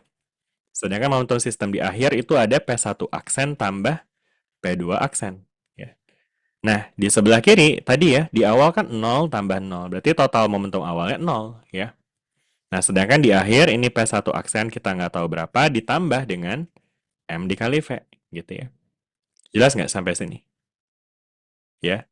Nah, berarti dari sini kita tahu bahwa ya P1 aksen berarti sama dengan negatif MV, ya nggak, teman-teman? Jelas sampai sini? Ya, ini tinggal beresinnya ini kan kalau teman-teman nih, 0 sama dengan P1 aksen ditambah MV, ya kan? Berarti berapa P1 aksennya? Negatif MV, ya? Jelas nggak, teman-teman? Oke? Udah ya? Nah, udah deh. Sekarang, once kita udah tahu P1 aksennya adalah negatif MV, nah yang ditanya di sini kan adalah perubahan momentum dari gerobak bermassa M ya. Berarti perubahan momentum si 1 tuh. Jadi yang mau kita cari adalah delta P1 ya. Dan delta P1 itu artinya ya momentum akhir dikurang momentum awal aja. P1 aksen dikurang P1. P1 aksennya negatif MV dikurang dengan momentum awalnya 0 ya kan. Nah jadi jawabannya adalah delta PA1-nya itu adalah negatif MV jadinya teman-teman. Gitu ya. M-nya yang mana? M yang kecil ya teman-teman. Oke. Nah jadi jawabannya adalah yang C nih. Gitu. Oke. Bisa dipahami nih teman-teman sampai sini? Nah, ini udah 3 orang yang betul ya. Wih, mantap luar biasa ya. Oke, sampai sini bisa dipahami? Wah, nih yang salah anak kelas C semua nih, murid saya semua nih Fisdasnya nih. Dosennya saya lagi. Saya nggak bener berarti ngajarnya kali ya. Gitu ya. It's okay, nggak apa-apa. Nggak apa-apa. Paham ya? Jelas nggak nih sampai sini? Ini ada Najwa, dia katanya paham Pak. Oke, nice. Mantap nih ya. Ini kalau kayak gini dievaluasi dosennya nih harusnya nih. Tapi dosennya saya sendiri lagi. Tapi gimana? Tadi Fadli sama Dafu boleh kasih alasan ya? Kenapa Dafu atau Fadli jawabnya yang A di awal nih? Oh, kalau dari Fadli sendiri itu yang terlihatnya yang masa M besar itu, yang M besar itu yang makanya mikirnya faktor berarti pengalinya tetap harusnya yang M gitu ya. gitu. I Karena see. berarti tetap M pengaruhi ya.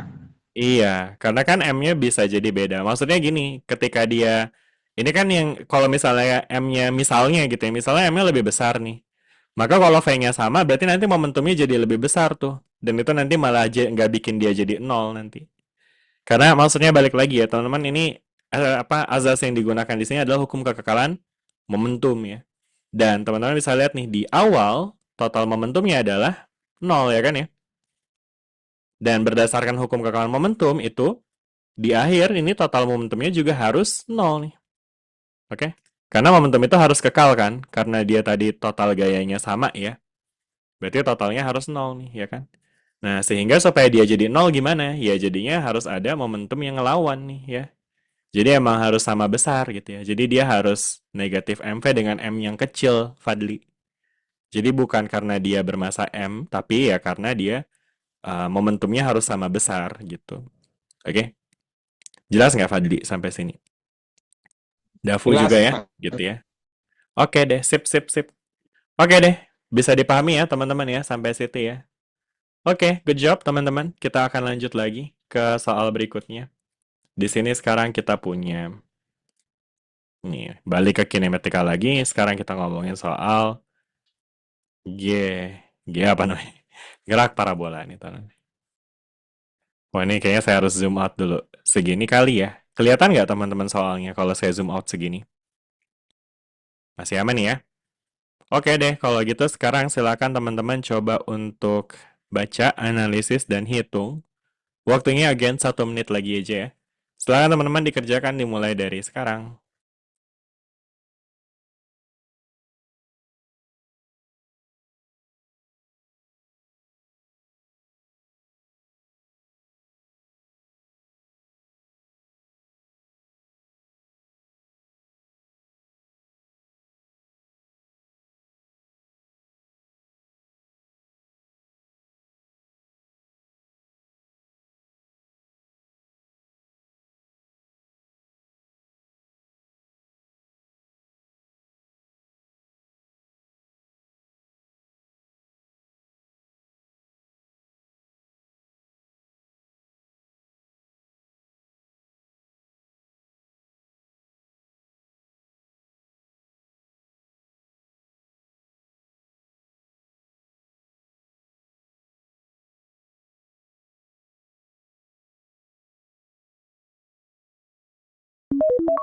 Oke, waktunya habis teman-teman.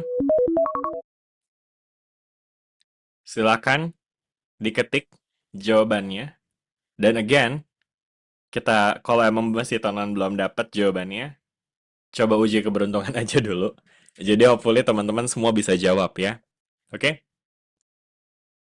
Baik. Saya akan hitung mundur ya dalam 3, 2, 1. Oke, jawab. Enter guys. Oke. Zakwan masuk, Erwina udah, Najla, Dewa Najla. Oke. Baru 3. Yang lain mana? Ayo dijawab. Oke, Ardini udah. Fadli, Dafu mana? Jangan trauma menjawab ya. Karena tadi salah. Jadi trauma lagi. Enggak kan ya? Jawab aja. Masih ngitung, Oke. Pak, masih ngitung. Oh, masih ngitung. Oke. Udah, coba aja uji keberuntungan dulu aja, Dafu. Udah ya, saya hitung mundur ya. Oke, sip-sip. Mari kita coba copy jawabannya. Ini dia. Oke. Ini udah 1, 2, 3, 4, 5, 6, 7. Kita berapa orang sih di sini? Harusnya. Oke, ya ini kayaknya Lauranya hilang ya. Laura ada kok, tapi di sini masih. Bentar, ini saya ngopi udah bener kan ya? 1, 2, 3, 4, 5, 6. Oh ya, oke. Ya ini Laura aja nih yang belum jawab nih. Laura ada nggak sih nih Laura? Namanya mah ada ya. Halo Laura. Tes Laura, bisa dengar Laura? Ya sudahlah. Oke, nanti tolong ditanyain ya teman-teman ya, sekelas sama Laura ya. Ditanyain kemana tadi tuh ya. Oke, sekarang kita coba analisis bareng-bareng ya teman-teman. Jadi seperti yang tadi teman-teman udah baca di soal ini, kita punya batu yang dilempar dengan kecepatan V dengan arah horizontal tuh teman-teman ya. Dan kemudian ketika dia dilempar dengan kecepatan V, ternyata dia terlempar sejauh R gitu ya, dan dia mencapai bawah, mencapai tanah dalam waktu T nih teman-teman ya. Jadi waktu terbang batu itu maksudnya dia dia tuh terbang sampai ke tanah itu dalam waktu T detik gitu teman-teman. Ya bisa dibayangin ya teman-teman ya konteksnya ini ya. Nah sekarang pertanyaannya adalah kalau batunya dilempar dengan kecepatan 3V, maka mana yang benar gitu ya kan? Nah ini tentu teman-teman bisa pikirkan ya secara logika bahwa dengan kecepatan yang lebih tinggi, maka tentu dia akan terbang lebih jauh ya enggak? Logis aja kayak gini mah teman-teman ya. Jadi karena dia akan terbang lebih jauh ya kan? Maka dari sini aja udah kelihatan bahwa dia nggak mungkin menempuh jarak horizontal yang sama dengan jarak yang di awal tadi ya kan? Karena kan dia lebih jauh tuh teman-teman ya. Oke? Dan karena emang ini pilihan ganda kan teman-teman ya, jadi teman-teman tinggal mengeliminasi gitu ya, dimana jawabannya nggak mungkin A atau D gitu ya. Oke? Nah ini jadi Dafu udah kita coret lagi nih. But it's okay Dafu, nggak apa-apa ya. Tapi maksudnya teman-teman bisa bayangin ya, jadi maksudnya logika berpikirnya, apalagi soal pilihan ganda, itu tuh nggak usah terlalu dipusingin dengan hitungannya sebenarnya, tapi coba untuk eliminasi aja kalau misalnya emang bisa dieliminasi jawabannya gitu ya. Dan tadi teman-teman bisa bayangin ya secara logika kita bisa membayangkan bahwa eh, apa namanya jarak yang ditempuh pasti akan lebih panjang karena kecepatannya lebih tinggi gitu ya kan. Bisa dibayangin teman-teman? Make sense ya? Nggak perlu penjelasan fisika yang berbelit ya sebenarnya ya. Oke. Nah, udah deh sekarang kita lanjut ya teman-teman ya. Berarti kan sekarang jawabannya antara B, C, atau E ya. Berarti sekarang tinggal perkara waktu terbangnya nih ya kan. Kira-kira waktu terbangnya itu dia bakalan 3 kalinya juga atau sama aja gitu ya kan, atau malah lebih singkat gitu ya kan ya. Kalau di sini sih saya lihat ada yang jawab C, ada yang jawab E gitu ya. Bentar, ada yang jawab C sama jawab B ya. Jadi antara dua ini ya, ini pertarungan antara Zakwan melawan keempat sisanya nih ya. Zakwan doang sendiri yang beda di sini setelah kita eliminasi Dafu ya. Oke. Nah, mungkin saya akan, biar nggak saya ngomong sendiri, saya pengen kasih kesempatan dong, gantian nih jelasin ya. Mungkin Zakwan dulu deh ya, sebagai kakak. Boleh Zakwan coba untuk jelasin ya, kenapa Zakwan jawabnya yang C? Kenapa Zakwan bilang waktu terbangnya itu T? Boleh Zakwan? Ya, saya izin jawab. Boleh, Kan silakan Zakwan. dilemparnya secara horizontal ya, berarti nggak ada Betul. kecepatan di apa vertikal. Nah, Mm-mm, sementara waktu terbang itu kan berpengaruh ke apa namanya vertikal ya. Jadi benar. sama aja nggak ada pengaruhnya sama sekali kok. Nice, oke deh. Sip, sip. Iya, makasih banyak ya Zakwan ya. Tuh, teman-teman dengar tuh penjelasan Zakwan tuh? Apa tuh maksudnya? Jadi, tadi nih Zakwan bilang bahwa yang berubah di sini adalah besaran horizontalnya. Besaran sih kecepatan vertikalnya yang tadinya V jadi 3V. Sehingga hasil atau output dari gerakan horizontal ini adalah horizontal juga. Jadi no wonder ketika dia dilempar lebih jauh, maka jarak tempuhnya juga jadi lebih panjang ya. Karena ketika dia V-nya lebih besar, ini tuh sebenarnya teman-teman ingat gak sih dalam konteks parabola nih ya, saya mungkin akan recall sedikit tentang gerak parabola ya. Gerak parabola kan sebenarnya adalah gerakan yang dilempar dengan sudut tertentu gitu kan ya. Dan ketika dia dilempar dengan sudut tertentu, maka nanti dia akan menempuh pergerakan seperti ini, lintasannya seperti ini tuh teman-teman ya. Oke. Nah ini meskipun kelihatannya apa namanya rumit karena lintasannya lengkung, tapi kasus gerak parabola ini bisa disederhanakan dengan memisahkan gerak horizontal dan gerak vertikal, teman-teman. Maksudnya gimana? Maksudnya gini, teman-teman. Tapi kalau misalnya saya tanya nih, bola yang dilempar ke sini, itu tuh dia geraknya ke kanan apa ke atas, teman-teman?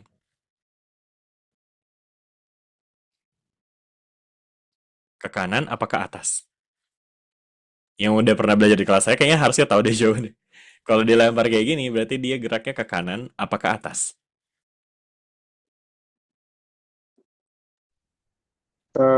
Atas. Ke atas, oke. Dafu, mau jawab Dafu? Kanan atas. Kanan atas. Ya, jangan bilang ke atas doang, karena realitanya emang ke kanan atas kan. Ya. Jadi maksudnya dalam fisika tuh kita bisa aja punya dua arah bersamaan, teman-teman ya. Dia bergerak ke kanan sekaligus bergerak ke atas, gitu ya. Maka ketika kita punya gerakan dengan kecepatan awal seperti ini misalnya, maka kita bisa arahkan kecepatan ke kanannya atau biasa kita sebut VOX, dan juga ada gerakan yang disebabkan oleh kecepatan ke atasnya. Kita kasih nama VOY gitu, teman-teman ya. Oke. Nah, si VOX ini akan entirely mempengaruhi ya semua pergerakan dia ke horizontal ya, termasuk kayak misalnya jarak tempuh ke horizontal. Ini ada SX-nya gitu ya kan. Nah, sedangkan yang vertikalnya dia akan mempengaruhi ya gerakan vertikal juga gitu ya. Gerakan ke atasnya ini dia juga ada SY-nya ya kan, yang bisa kita evaluasi, kita bisa analisis gitu teman-teman ya. Jadi pada akhirnya nanti ketika ngelihat gerak parabola, itu teman-teman tinggal analisis secara parsial aja gimana gerakan horizontalnya dan gimana gerakan vertikalnya. Itu dulu deh. Jelas nggak sampai sini? Ya, gitu ya. Nah, sekarang ketika dia dilempar seperti ini ya, kita bisa lihat di sini tuh adanya adalah gerakan kecepatan si horizontal ya, teman-teman ya. VOX-nya nih yang ada tuh ya kan. VOY-nya nggak ada ya. Tapi kalau dia nggak ada bukan berarti dia nggak bergerak vertikal, karena faktanya kita akan melihat bahwa setiap kita melempar benda ke depan pasti akan jatuh ke bawah kan ya. Nah, itu karena secara vertikal dia dipengaruhi oleh AY ini teman-teman. Ya kan? Alias apa tuh? Percepatan gravitasi ya. Jadi karena ada percepatan gravitasi, dia akhirnya jatuh ke bawah, ya kan? Karena kalau nggak ada percepatan gravitasi, ya dia nanti akan lurus-lurus saja, ya. Bisa dibayangin, teman-teman tuh. Kalau dia nggak ada gravitasinya, ya kan? Nah, maka nggak akan ada kecepatan yang timbul di komponen Y, sehingga dia gerakannya akan lurus-lurus saja, gitu ya. Nah, namun dengan adanya percepatan gravitasi ya, yang arahnya ke bawah, nah maka nanti dia lintasannya akan ke bawah seperti ini, gitu ya. Nah, balik lagi, di sini AY itu nanti akan dipengaruhi, akan berkaitan dengan SY juga nih teman-teman ya. Dan semua besarannya juga akan berkaitan sih. Jadi maksudnya kalau teman-teman ingat ada V0, A, S, VT gitu ya kan ya. Nah, di sini VOY-nya, AY-nya, SY-nya itu semua sama tuh ya. VOY-nya kan 0 ya. Karena di awal dia cuma dilempar lurus doang ke depan. Jadi VOY-nya 0, AY-nya adalah negatif G, atau mungkin bisa pakai G aja.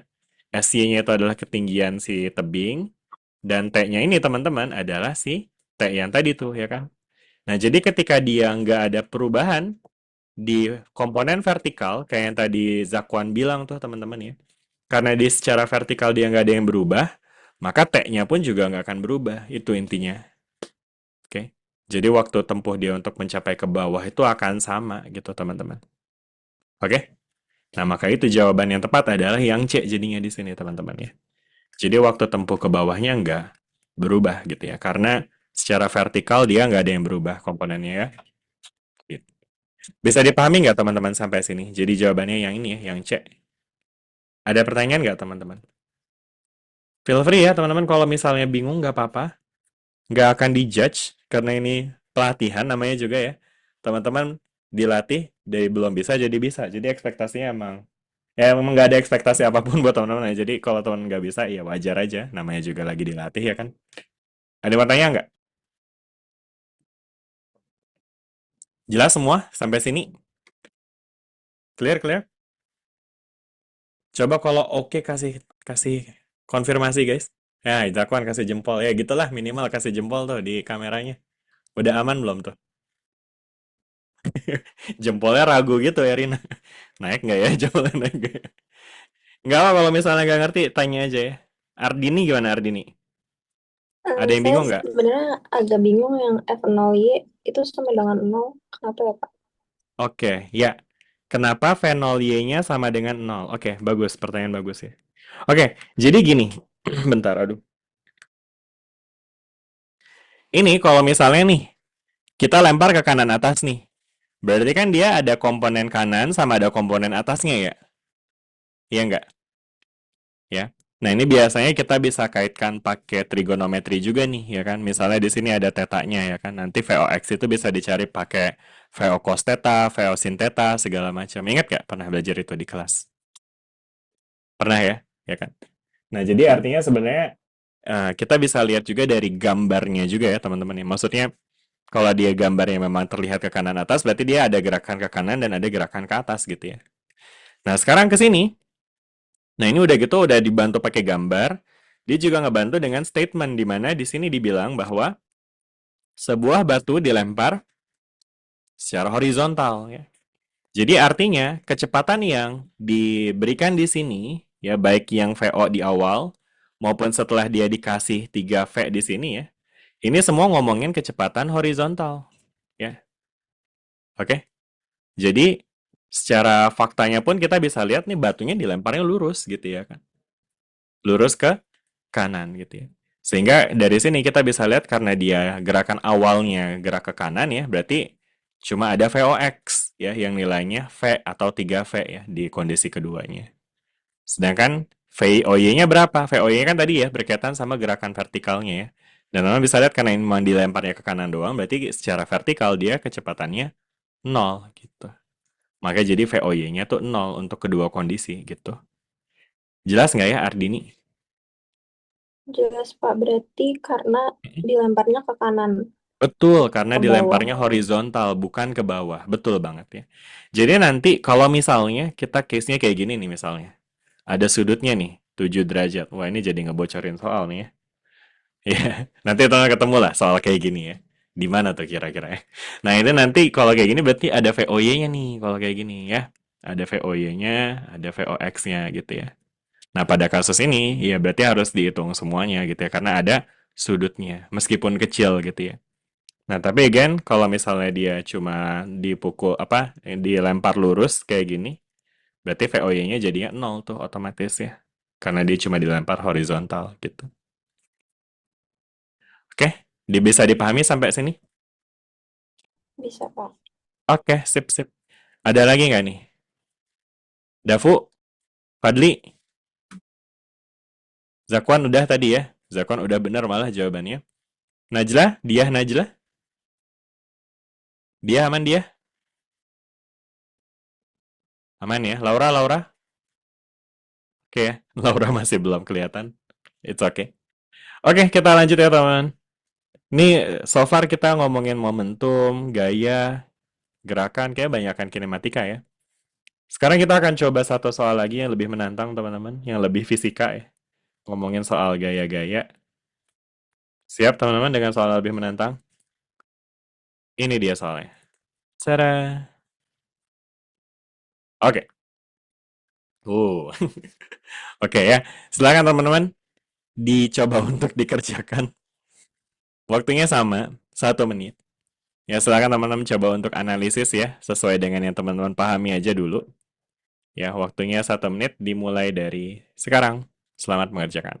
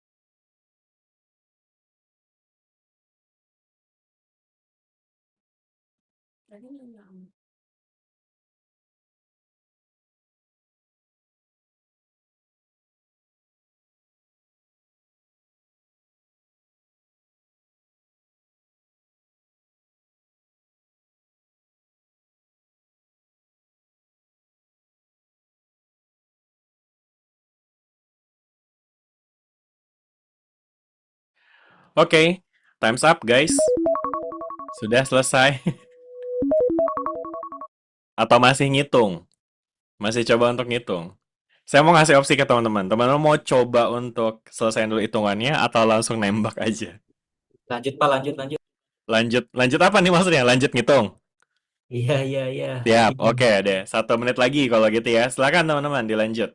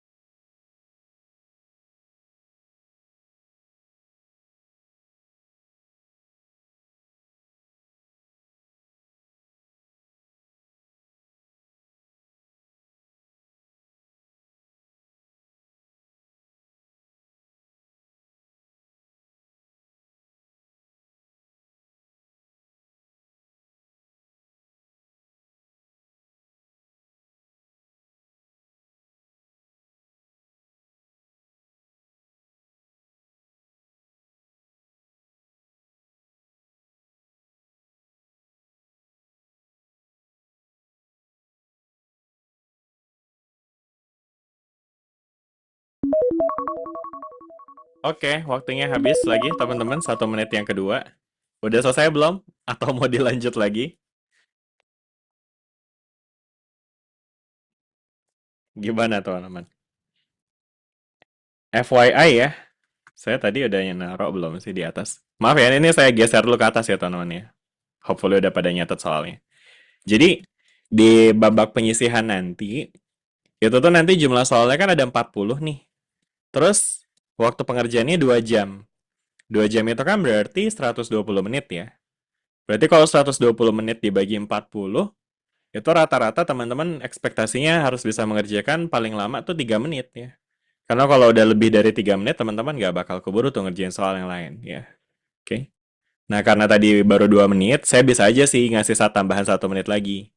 Teman-teman mau ditambah 1 menit lagi atau mau udahan aja? Atau udah nyerah gitu? Ya, teman-teman. Udah? Oke, ya udah kayaknya kelihatannya udah nggak ada yang minta tambah waktu lagi. Berarti sekarang silakan aja coba teman-teman untuk tulisin jawabannya di chat. Nanti kita enter bareng-bareng ya dalam hitungan mundur saya. Ya, diketik ya semua jawabannya. Oke, mari kita lihat teman-teman. Silakan teman-teman ketik enter dalam 3, klik enter dalam 3, 2, 1, enter. Laura, agak kaget tahu-tahu Laura yang jawabnya. Dari tadi dipanggilin mulu soalnya. Oke, ada Laura jawab B, Erwina B, Zakwan A, Fadli A, Dafu A, Ardini B. Oke, sip. Dia gimana dia? Belum jawab nih dia. Ada dia masih di sini? Oke, mungkin lagi AFK, nggak apa-apa. Udah ya, saya coba copy dulu ya semua jawaban teman-teman ya untuk soal yang ini ya. Oke, mari kita coba untuk bahas bareng-bareng ya. Jadi di sini kan kita punya gerobak bermassa M besar nih ya. Di atas meja datar licin tanpa gesekan. Gerobak tersebut dihubungkan dengan beban bermassa W per G. Jadi ini W per G itu maksudnya buat menyatakan massanya ya teman-teman ya. Atau kalau enggak, kalau misalnya teman-teman mau sederhanakan ini juga ya intinya sebenarnya dia memiliki berat W gitu teman-teman ya. Karena kan gaya berat itu kan massa dikali dengan G ya teman-teman. Bisa dibayangin ya. Jadi karena di sini gaya beratnya adalah W, sedangkan W sama dengan M kali G, berarti M-nya itu adalah W per G gitu teman-teman. Ya makanya ini dinyatakan dengan W per G ini. Jelas nggak nih teman-teman maksudnya W per G ini? Jelas ya? Oke. Nah terus yang ditanya di sini adalah manakah dari pernyataan berikut yang menunjukkan percepatan dari gerobak tersebut ya. Jadi percepatannya berapa nih gitu ya kan. Nah, pada kasus ini teman-teman bisa menganalisis dengan menggunakan hukum Newton tentunya, di mana kalau memang gerobaknya dipercepat, maka si balok yang tergantung ini juga pasti dipercepat juga dengan percepatan yang sama ya. Jadi kalau ini percepatannya adalah A, maka percepatan yang di sini juga harusnya A juga nih teman-teman. Oke? Bisa dipahami nggak nih sampai sini nih? Oke ya, jadi di sini percepatannya harusnya A juga nih teman-teman.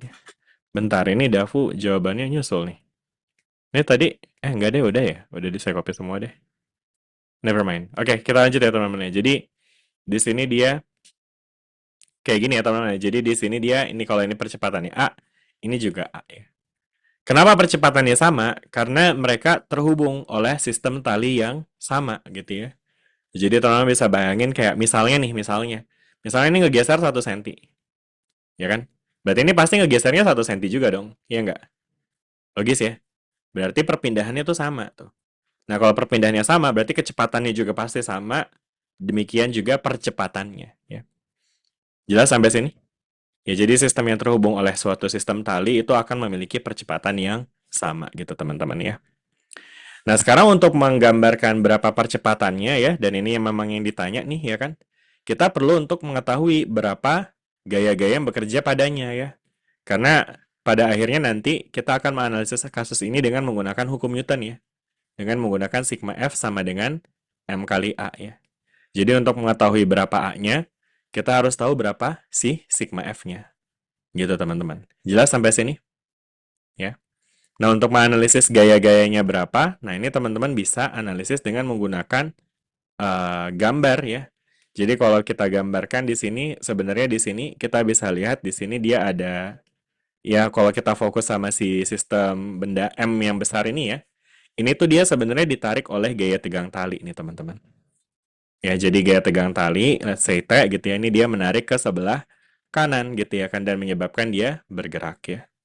Nah, sedangkan gaya di dalam tali itu tuh dia sama tuh teman-teman, sama besar ya. Jadi apalagi kalau emang katrolnya itu nggak muter ya, di sini juga dibilang tanpa gesekan misalnya ya, katrolnya itu nggak muter, berarti ini gaya tegang talinya juga sama nih teman-teman ya. Ya. Jadi ini prinsip yang mungkin teman-teman harus pahami ya terkait dengan gaya-gaya di dalam tali ya. Oke. Mungkin analoginya gini, teman-teman bisa bayangin, teman-teman bayangin megang tali pakai tangan gitu. Bisa dibayangin? Ini tangan. Gimana sih gambar tangan? Tangan kanan, tangan kiri ya ini. Nah, ini adalah tangan kanan. Kebayang nggak sih ini teman-teman kayak tangan? Ya udahlah kalau nggak kebayang, bayangin aja ya. Seolah-olah ini tangan. Nah, gitu ya. Kebayang ini teman ini tangan. Tangannya lagi menggenggam gitu teman-teman. Nah, terus teman-teman bayangin nih ada tali nih di antara tangannya ya kan. Nah, sekarang teman-teman bayangin deh, kalau misalnya tangannya ini kita geser, tangan kanannya geser ke sebelah kanan ya, gini, straight gitu ya kan. Nah, talinya jadi tegang kan ya? Talinya jadi tegang ya. Nah, sekarang ketika dia jadi tegang kayak gini tuh, itu tuh yang bakal berasa ketarik itu tangan kiri apa tangan kanan, teman-teman? Yang ketarik sama tali itu tangan kiri apa tangan kanan? Kalau kita geser ke kanan gini. Tangan kiri. Tangan kiri. Tangan kanannya nggak ketarik? Nggak ketarik? Sebenarnya somehow ketarik juga. Coba bayangin misalnya ini talinya tuh tali besi gitu ya, atau mungkin tali apalah yang kuat ya. Teman-teman tarik sekeras mungkin, itu tuh nanti bekas tarikannya tuh akan kelihatan tuh di jari kiri maupun kanan teman-teman. Kebayang nggak sih? Ya, jadi artinya gaya tegang tali itu tuh sebenarnya bekerja di kedua ujung tali gitu ya. Jadi nggak cuma tangan sini doang yang ketarik, tapi tangan ininya juga bakal ketarik gitu teman-teman. Ya. Jadi kedua tangan itu akan mengalami gaya tarikan yang sama gitu. Meskipun yang narik misalnya yang kanan gitu ya. Ini sebenarnya juga karena prinsip aksi reaksi juga sih sebetulnya. Oke. Bisa dibayangin nggak teman sampai situ? Ya. Makanya jadi teman-teman juga bisa bayangin ya, pada sistem yang terhubung dengan tali ini, teman-teman bisa bayangin kalau misalnya ini nggak ada puli itu atau katrol itu hanya menjadi penghubung dari si talinya ya, maksudnya mengubah arah doang ya. Jadi di sini nanti T-nya tuh akan sama besar di sini. Nah, itu dulu teman-teman. Bisa dipahami? Jelas nggak sampai sini? Udah ya, gitu ya. Nah, udah deh. Dari sini berarti sekarang kita bisa analisis nih berapa percepatan yang dimiliki oleh si A1 nih, si benda yang lebih besar ini ya. Jadi kalau misalkan di sini kita analisis dari benda, misalnya ini kita kasih nama benda 1 ya. Berarti kan kita bisa tuliskan nih hukum Newtonnya ya. Untuk benda 1, sigma F-nya itu harus sama dengan sigma F1 sama dengan M1 kali A1 ya. Sigma F1 cuma ada si T nih ya kan? Ya, karena gaya yang menyebabkan dia bergerak searah dengan percepatan ini cuma si T ya. Di sini sebenarnya ada gaya berat, ada gaya normal, tapi itu dia nggak berkaitan dengan percepatan ini. Karena kan percepatannya ke kanan kan ya? Bisa dibayangkan nggak teman-teman? Jadi yang menyebabkan dia bergerak ke kanan, yang menyebabkan dia mengalami percepatan ke kanan, itu hanya gaya ke kanan yang diberikan oleh si T ini. Jadi T sama dengan M1, di sini dia M besar, dikali dengan A-nya. Di sini tadi kita definisikan ya, A-nya itu A aja gitu ya. Gitu. Jelas nggak sampai sini teman-teman? Ini adalah ekspresi yang kita dapatkan dari sistem yang pertama. Nah, sekarang di benda yang kedua, kita juga bisa lakukan analisis yang sama nih ya. Di mana di benda yang kedua berarti ada sigma F2 sama dengan M2 dikali A2. Ya. Nah, A2-nya kan ke bawah nih. Berarti sigma F-nya itu akan berkaitan dengan gaya-gaya yang menyebabkan dia bergerak ke bawah ya. Ada apa ya gaya yang menyebabkan dia gerak ke bawah? Ada W ya, yang arahnya ke bawah, dan juga ada T yang ke atas, yang dia akan menghambat gerakannya ya kan. Nah, berarti sigma F di sini itu bisa kita tuliskan sebagai W dikurang T, teman-teman. Ya. Jadi W-nya dijadiin positif nih, karena W ini yang searah dengan si A-nya gitu, teman-teman ya. Jelas nggak sampai sini? Ya, sama dengan apa? Sama dengan M2 dikali A2. A2-nya A. Nah, M2-nya berapa nih? M2-nya adalah si W per G nih tadi, teman-teman ya. M2-nya adalah W per G. Dah, sampai situ dulu deh. Jelas nggak? Oke? Ya, silakan diresapi dulu. Ada yang mau tanya nggak sampai sini dulu nih? Sebelum kita lanjut. Sebenarnya lanjutannya udah gampang sih. Tapi bagian kuncinya tuh di sini sebenarnya. Menguraikan gaya-gaya menggunakan hukum Newton kayak gini. Jelas, jelas? Ada pertanyaan nggak? Kalau aman boleh kasih jempolnya lagi? Jelas, kata Erwin. Oke, good. Makasih ya responsnya. Ini teman-teman juga bisa unmute, juga bisa ya. Karena kalau saya tanya jelas terus teman-teman diem aja, saya nggak tahu nih ya. Baru dua nih yang bilang jelas nih, Erwina sama Fadli. Berarti kan saya nggak tahu nih, 5 yang lain gimana. 5, berapa sih kita tuh? Bener ya? 8 ya? Iya, ada. Kayak Ardini udah. Ada 4 lagi nih yang belum jawab nih. Belum 50% berarti. Jelas nggak? Erwina, Fadli, Ardini udah oke. Satu lagi nih biar 50% jelas. Oh, itu siapa tuh kasih jempol tuh? Dafu. Oke, sip. Berarti udah ya. Jelas ya semua berarti ya. Mudah-mudahan ya. Oke deh. Nah, yaudah deh. Sekarang berarti untuk mencari A-nya berapa, ini teman-teman tinggal substitusi aja ya. Karena kan ini tadi kita udah punya ekspresi untuk T ya, di mana T adalah MA ya. Nah, ini kita bisa masukin ke sini nih, teman-teman ya. Jadi ini si T yang ada di persamaan kedua bisa kita ganti dengan MA gitu ya. M besar dikali A. Ya, sehingga akhirnya dari sini, nah ini mungkin saya hapus aja dulu ya. Dari sini kita akan bisa dapatkan W dikurang MA sama dengan W per G dikali A gitu. Oke? Jelas ya? Ini tuh cuma masukin si T-nya ini dengan MA ini ya. Nah udah deh, sekarang tinggal kita sederhanakan. Kita bisa buat dia jadi W sama dengan W per G dikali A ditambah MA, ya nggak? Oke? Nah terus A-nya bisa kita faktorkan ya. Jadi akan jadi W per G ditambah M dikali A, gitu ya kan? Nah akhirnya udah, berarti tinggal kita bagi ya, sehingga A sama dengan W dibagi W per G ditambah M, gitu teman-teman. Jelas, jelas? Udah ya, ini jawabannya ya. Jadi untuk ini, jawabannya berarti adalah yang B nih.